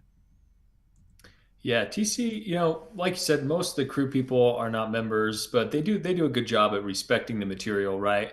A lot of the actors, some are, some aren't. Like in the crew of missionaries that you see kind of move through the film, there's a couple that are not members, and everybody's pretty respectful of the material. One of the cool things with this film is that like 90 to 95% of all the background people are descendants of those missionaries. So every day, gosh. you see Whoa, what that is starts so to cool. by by honoring them. He would say, who's a descendant? Who are you a descendant of? And they would say the elder that they were a descendant of. Then they would meet the missionaries playing their ancestor. And he would just like take 5 minutes, 5-10 minutes and honor all of the descendants and say like, this is why we're here, right? It's not just a movie. It's like, this is honoring, your people. And so it would, and that just set the tone every day to know why you were there, what you were doing. I mean, Brad met how many people that were relatives of the missionary you played every day? Dude, there were so many. It was awesome. So many for you. I played Elder Farrell McComber, and I got to meet like his son. I got to meet his like grandkids who had like met him and talked with him, and I got the chance to like chill with them and chat and be like, hey, what was he like, right? And like do a couple of things to like learn what he was really like before we would shoot. I take it all back. TC Christensen, I take everything, all the fun I made of you. I made fun of all your horrible lighting in that one movie about the school and the bomb. I shouldn't have said that. This is totally awesome. You just made up for all of that. You know what I'm saying? Good job, TC Christensen. That sounds incredible. It was incredible. And they would like chat with me about him, about what he was like. It was so amazing. And just the spirit that brought to set. Ah, man. Did it make you nervous because they were watching you depict somebody that they knew firsthand and you didn't know firsthand? Uh-huh. I'm like, oh man, am I going to insult their grandmother by being a dork? Like, what do I need to do? Well, I asked this of our boy Dallas Jenkins. When we interviewed Dallas Jenkins about The Chosen, I said, hey man, Mormons love The Chosen, me and my wife love it. It's phenomenal. It's amazing. You obviously love Jesus Christ, love scripture as we do.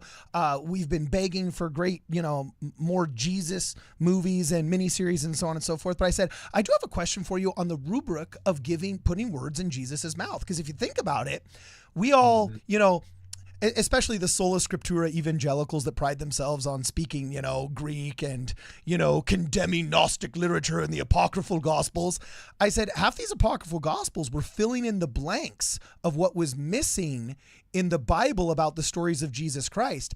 And how is you writing a script for a Hollywood production any different than the poor soul in 400 AD that wrote the infancy gospel of Thomas that now all the professors at the divinity school are tisking as, apocryphal writings? Like, are not the scripts that you're writing for Jonathan Rumi not just apocryphal gospels? So like, what is your rubric for choosing the words that you literally put in Jesus's mouth, right? And I presented it in a way that wasn't obviously chastising him. I was honestly inquiring. And he said, dude, that is such a good question. And we talked for about 10 or 15 minutes on the rubric of, would this be possible? Is it likely? Do like the scholars and then also the moral leaders of this little council he created of biblical scholars think that like, this could have happened? I noticed a Mormon was not on that council, which is a slight that must be remedied. And I think we'll just send him comp cards and headshots of Paul here. And, somebody in the casting division will swoon and take over. You know what I'm saying? But anyway, the story of this, back to the TC Christensen film, right? I can't imagine like wanting to fill the boots of some of these amazing people. Did they get them all out? You said 22 of them escaped, but in the trailer it says there was like 89. What's the full scope of the story here? So there's a book called Mine Angels Roundabout that is a bunch of accounts that this lady went and interviewed all of these missionaries. And that's where most of these experiences come from. So TC kind of condensed some of those storylines, right? But so when they evacuated the mission, there was over 80 missionaries that had to escape. Norm Siebold, he personally helped rescue over 20. I think it was 21 that he went and found by himself. So he was responsible for about 20, but there was over 80 that had to get out. Because they didn't just have cell phones. They could be like, elders, everyone escape, right? Well, also, people don't realize, people don't realize the diaspora of German saints and how important the church in Germany is to modern church history. Unfortunately, Nazism so overshadows the past, 100 years of German history, Yeah. you know? Yeah. But I've been there. I've been to the Berlinale Film Festival. I've filmed in Babelsberg Studios. I lived off Unter den Linden for a short period of time. For any of you guys that are familiar with Berlin, I got my piece of the Berlin Wall, my little graffiti-laden piece of the Berlin Wall, all right? Did the whole 9 yards, okay? And it's very sad how that epoch of their history, that epoch of their history, so overshadows so much of the conversation of Germans. But what people don't realize is, for example, my mission in Argentina, Buenos Aires North, all of the missionary work south of the U.S. border was dedicated in Buenos Aires in like the 1820s or the 1830s, before World War II. And the reason why was because the famine in Germany that precluded the conflicts of World War I and World War II led so many German families to flee to South America, fleeing literally poverty first. And they would write letters to Salt Lake City saying, hey, we're baptized members of the Church of Jesus Christ of Latter-day Saints, and there's a lot of us here. Will you please send missionaries? It's actually because of diasporic Germans in Argentina that the church finally sent somebody in the 20th century to dedicate the preaching of the gospel in South America. And then we worked our way from Argentina upwards into the rest of South America and Central America, if I remember correctly, right? And obviously, yes, unfortunately, later, the ignominious pipeline that the papacy and the Nazis took to escape out of Europe followed the exact same trail of members of the church. But even in Salt Lake City, I believe up until like the 80s or something, one of the largest foreign-speaking congregations was the German congregation, the German-speaking congregation, right there in the middle of Salt Lake City.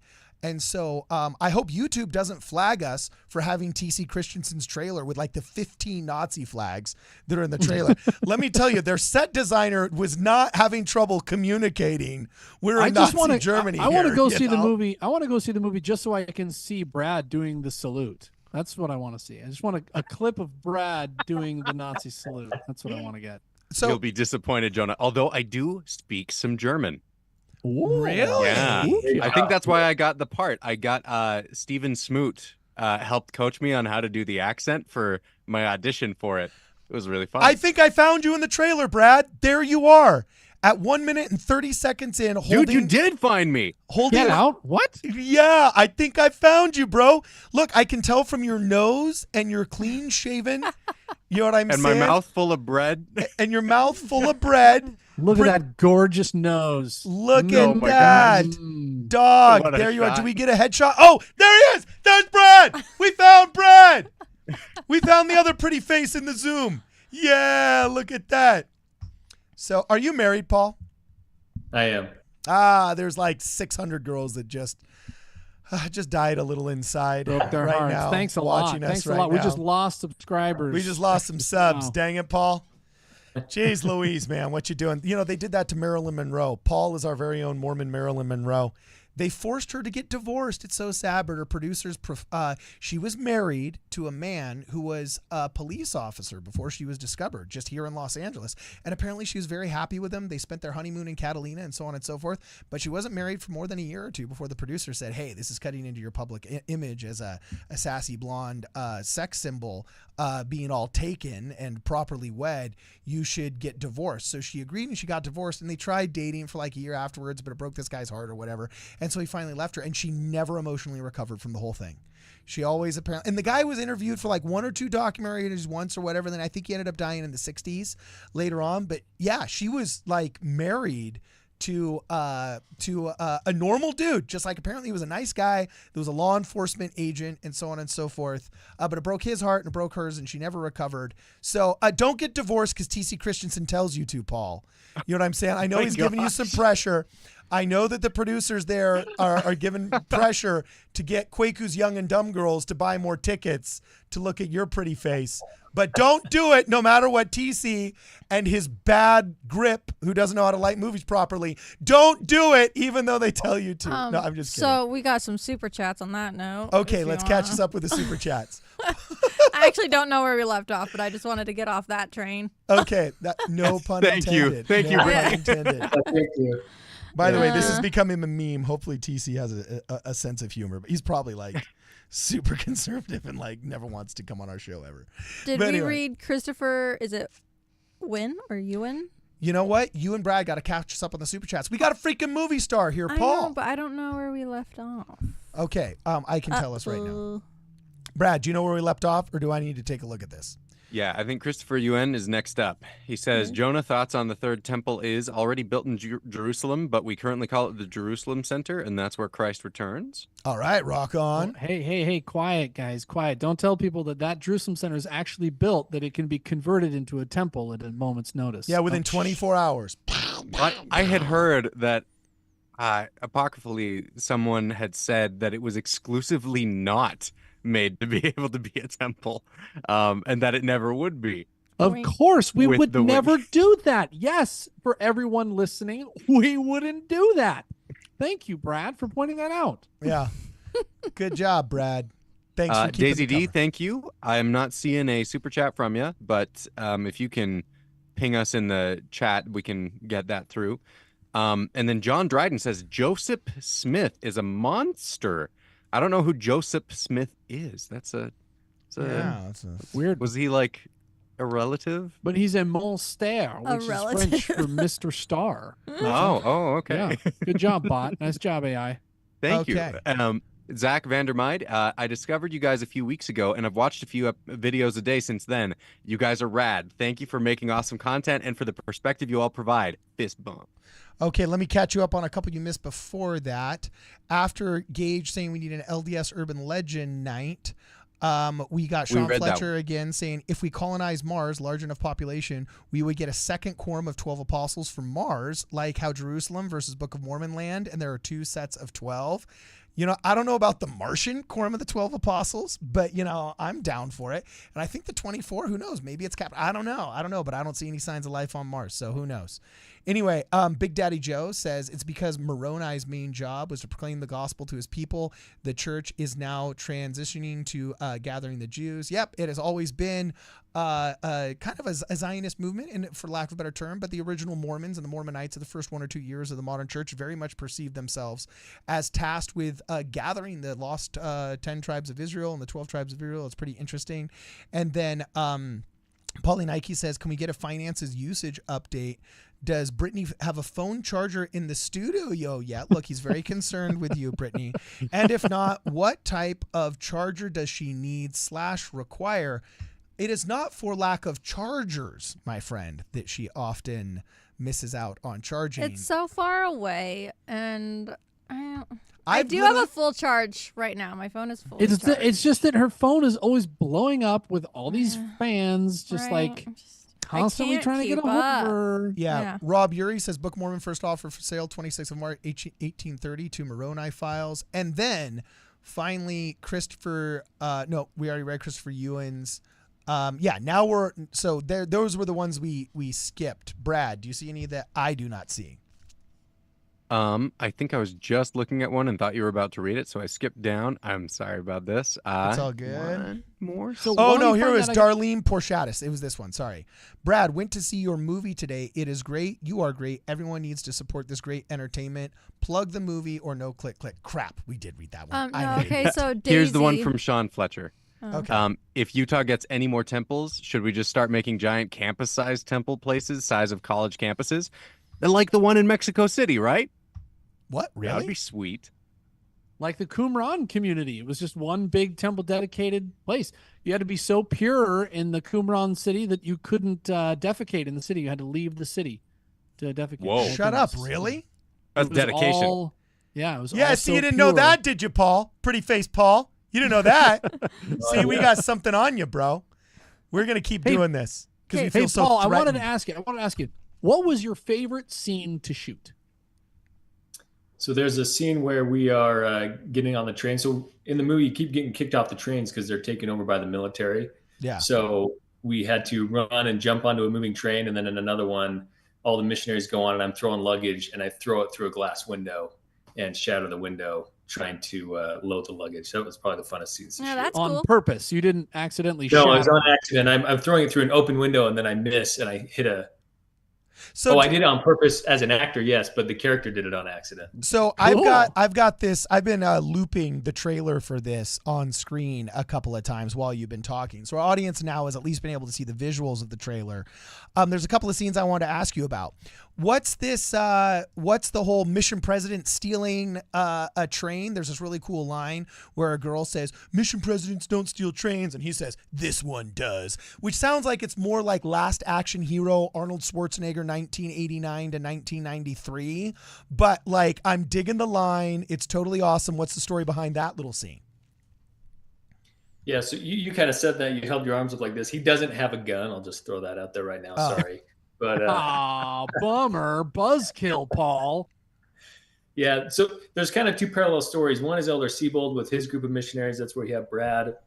And then the other one is the mission president, his wife and 2 kids, and the office elders are also trying to get out. And they get stranded at a station. They have no way to get across the border, and they realize, hey, if we take this engine train to this port, there's actually a ferry that will ferry us over to Denmark. So they disconnect the train and they steal the engine portion of the train and take it so that they can get to the ferry. Because the borders are going to be closing. Yeah. Holy cow. Yeah. Mhm. Whoa. And the mission president's wife does not approve of this situation because he's a mission president. He's like, well, sorry. The Lord helps those who help themselves. And so they snag the train. Shoot. I like this movie. Wow, dude. Dude, this is TC's best work I've seen so far, man. This is great. Like, It looks great. Are you in the TC club? Are you his Leonardo DiCaprio to Martin Scorsese? You know what I'm saying? Are you like his poster boy for the next 5 years or what? Handsomer? Yeah, that's real. I don't know. We'll see. This is the 3rd time I've been cast as a missionary in a TC film. So if he ever makes another movie, I might not get a part because apparently I just have that look. All right. Sick. So do people like recognize you in what's the Utah version of Vaughn's and Trader Joe's? Smith's? Do like people stop you in Smith's, or do you not shop at Smith's because you're those protein packs are only sold in organic Whole Foods markets, and you're I'm above a big Smith's. Smith's guy. You're a big Smith's guy. Mostly it's if I run into the elders on P-Day because these are the only movies they're allowed to watch. They'll recognize me in the Smith's parking lot. Oh, that's awesome, dude. Yeah. Well, so for everybody wondering, you can go to Escape from Germany. Is it escapefromgermanyfilm.com? Yes. Okay. Escapefromgermanyfilm.com. It's playing in theaters all over Arizona, Idaho, Utah, and even some in Washington.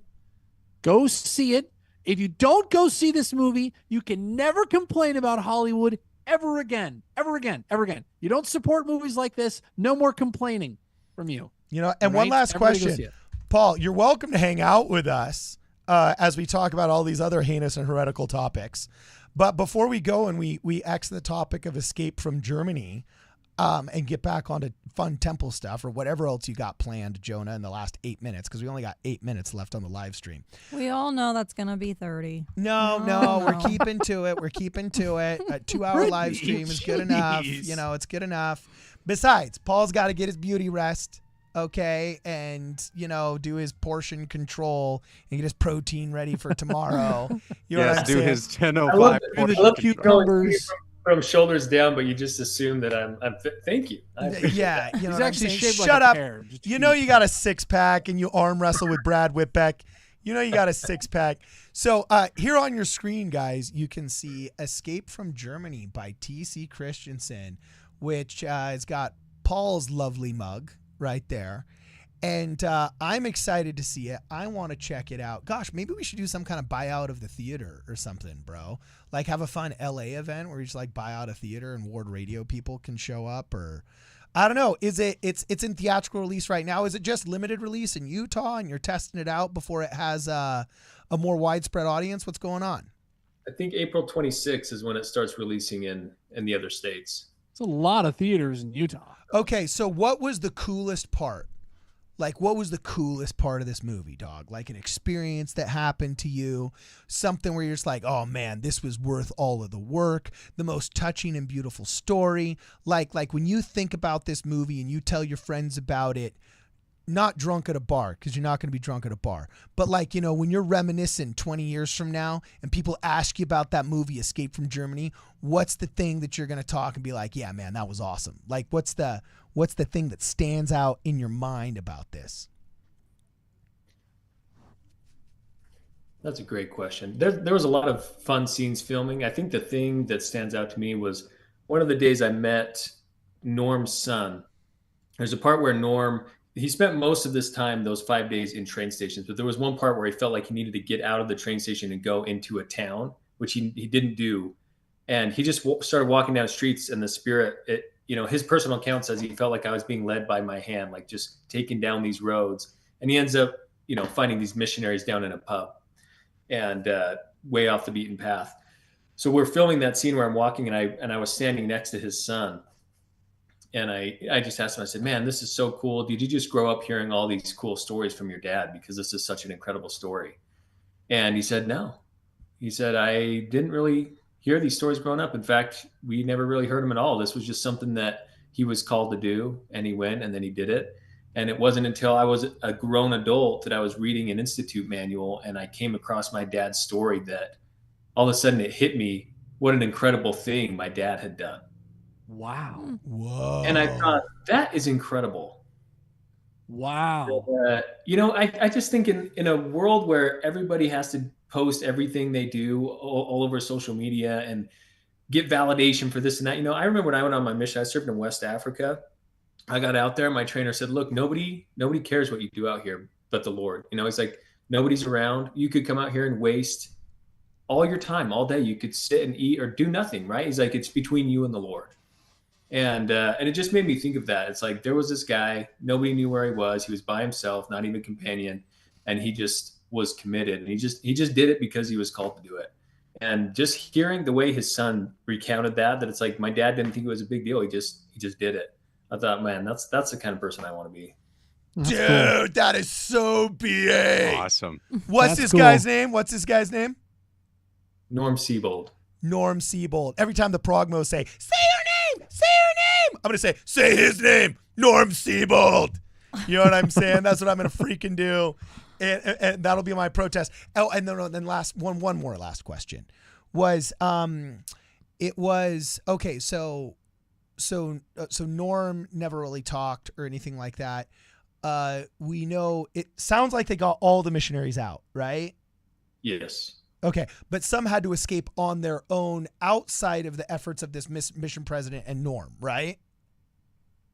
Yeah, so they sent a bunch of wires out, and so in that book, Mine Angels Roundabout, there's all of these accounts. All their stories. Okay. Yes, all of their stories are compiled. So then in the moment in the trailer, this is the last question I was talking about. In the moment in the trailer, what is he referring to, or you're referring to, or whoever the actor is, I can't remember, when he says, I think that Heber J. Grant, the prophet of our church, is a better source of intelligence. What's the context of that? Like what was happening there? So what happened is tension obviously was building in Germany at the time, but the U.S. military did not know when Hitler was planning to invade.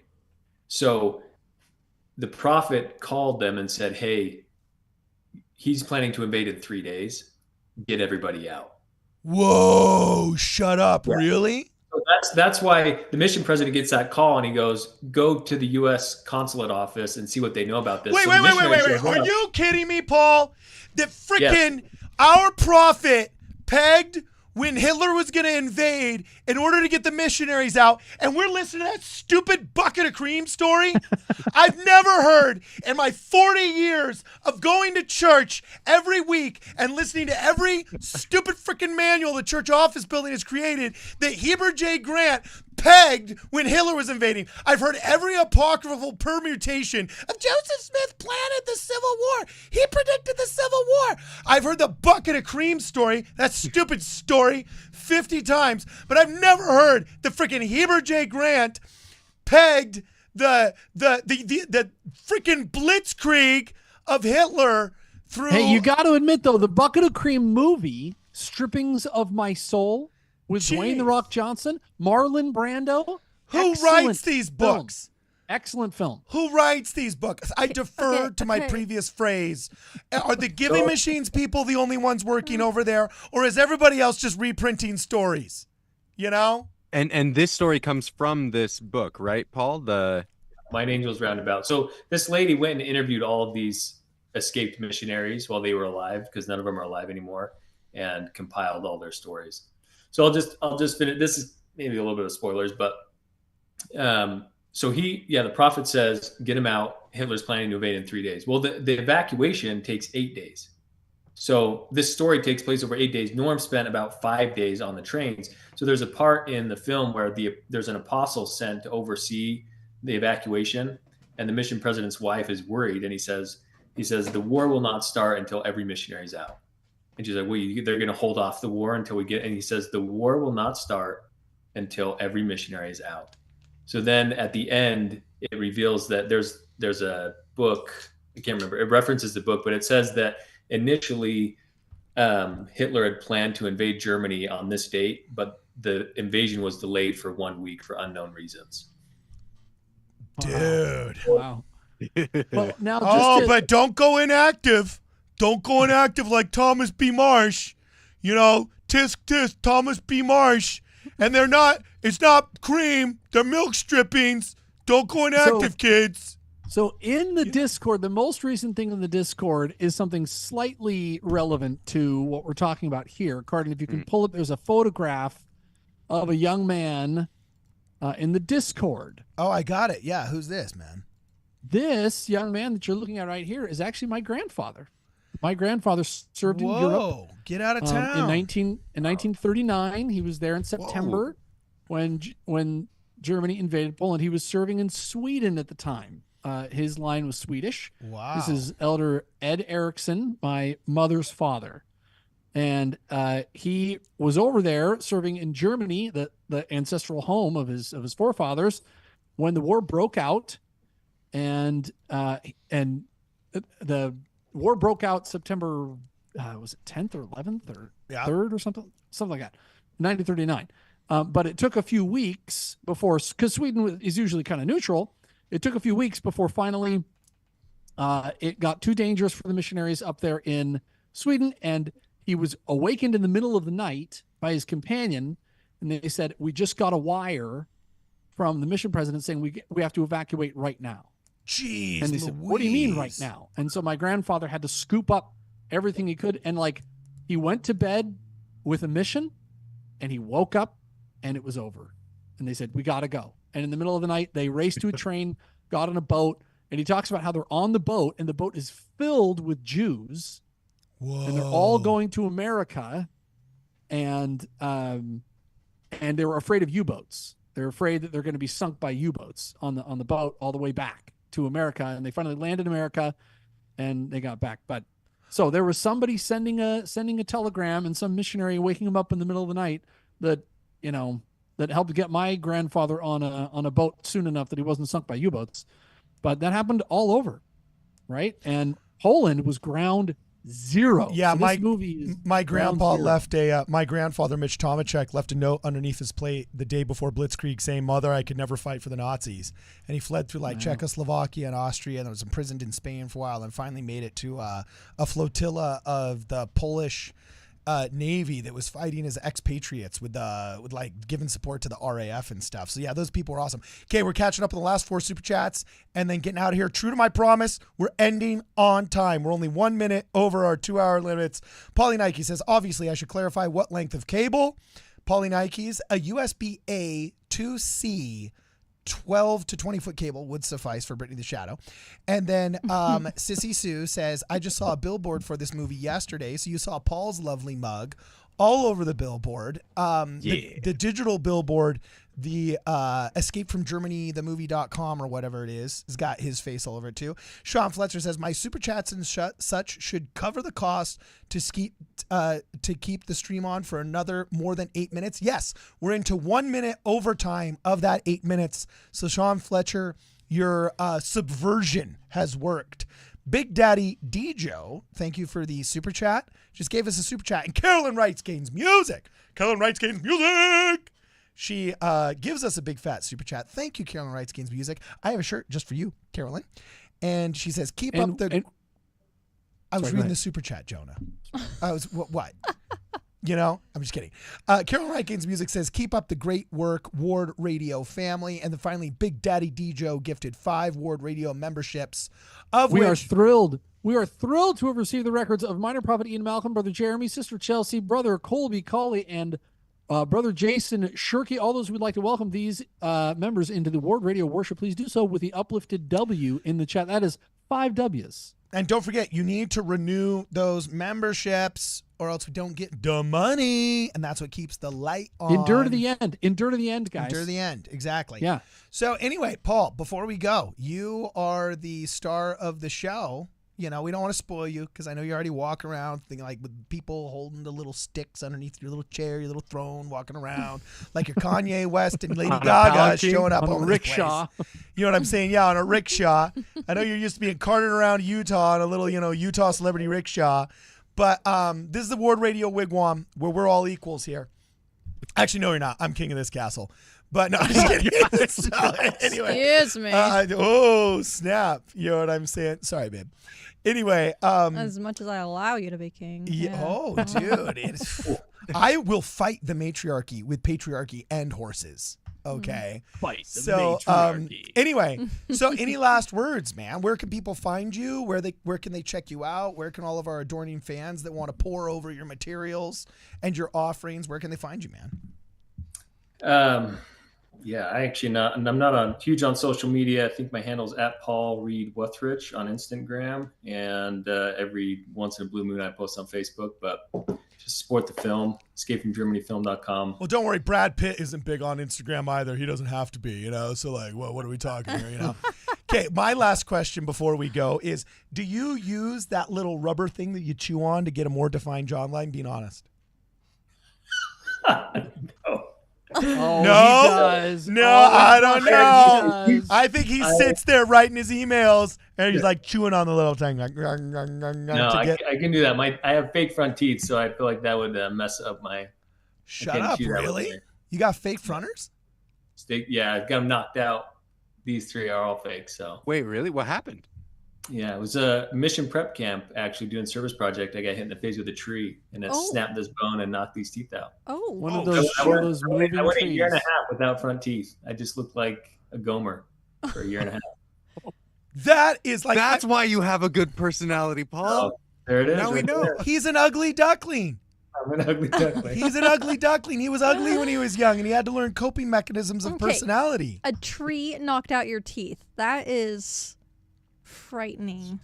That is right after high school. So, oh my Brittany, gosh. by the way, that's code for I ran into a tree. Is that I walked into a tree. I tripped over my shoelaces. Hey, you have to be a little bit brain damaged to become an actor. Let's be honest. So, that might have been just the insight. That's kind of true, yeah. You have to be sad. Don't deny By the way, it. everybody that's acting in films, okay, all 3 of us here combined, we're all like, yeah, kind of. I have a buddy who's literally making like a $20,000 horror film. And there's a character written into the script. He's like, yeah, pitch it $1,000 and I'll give you this character. And I'm like, dude, I'll take it. That sounds really fun. If I could have corn syrup flayed all over me and like some fake knife stabbed into my gut, I'm down with that, So anyway, all right. Thank you so much, everybody, for hanging out with us today. His name is Paul. Paul, what's your last name? I forgot. What's your last name again? Wuthrich. His name is Paul Wuthrich. If you don't know who he is, you don't know. With it. Then get with it, people. Be there or be square. Go see Escape from Germany, and then you'll know. Go see Escape from Germany. You'll know. Brad is awesome. Brad does amazing. Yes. Brad is the best principal background actor in the entire film with secondary cameraman right there with your 8mm camera. They should have given you second unit credit, Brad. What were they thinking? And Jonah's writing a book. It's totally sick. It's going to be announced once it's done via the newsletter, though. So make sure you guys go to wardradio.com and sign up for our newsletter. Thank you to everybody who has contributed here. As always, it has been real and it has been fun and it has been real fun. So for this and more, please check us out at wardradio.com. I built a rocket in my basement. I'm gonna fly it to the moon. This supersonic is amazing. You're gonna feel my sonic boom.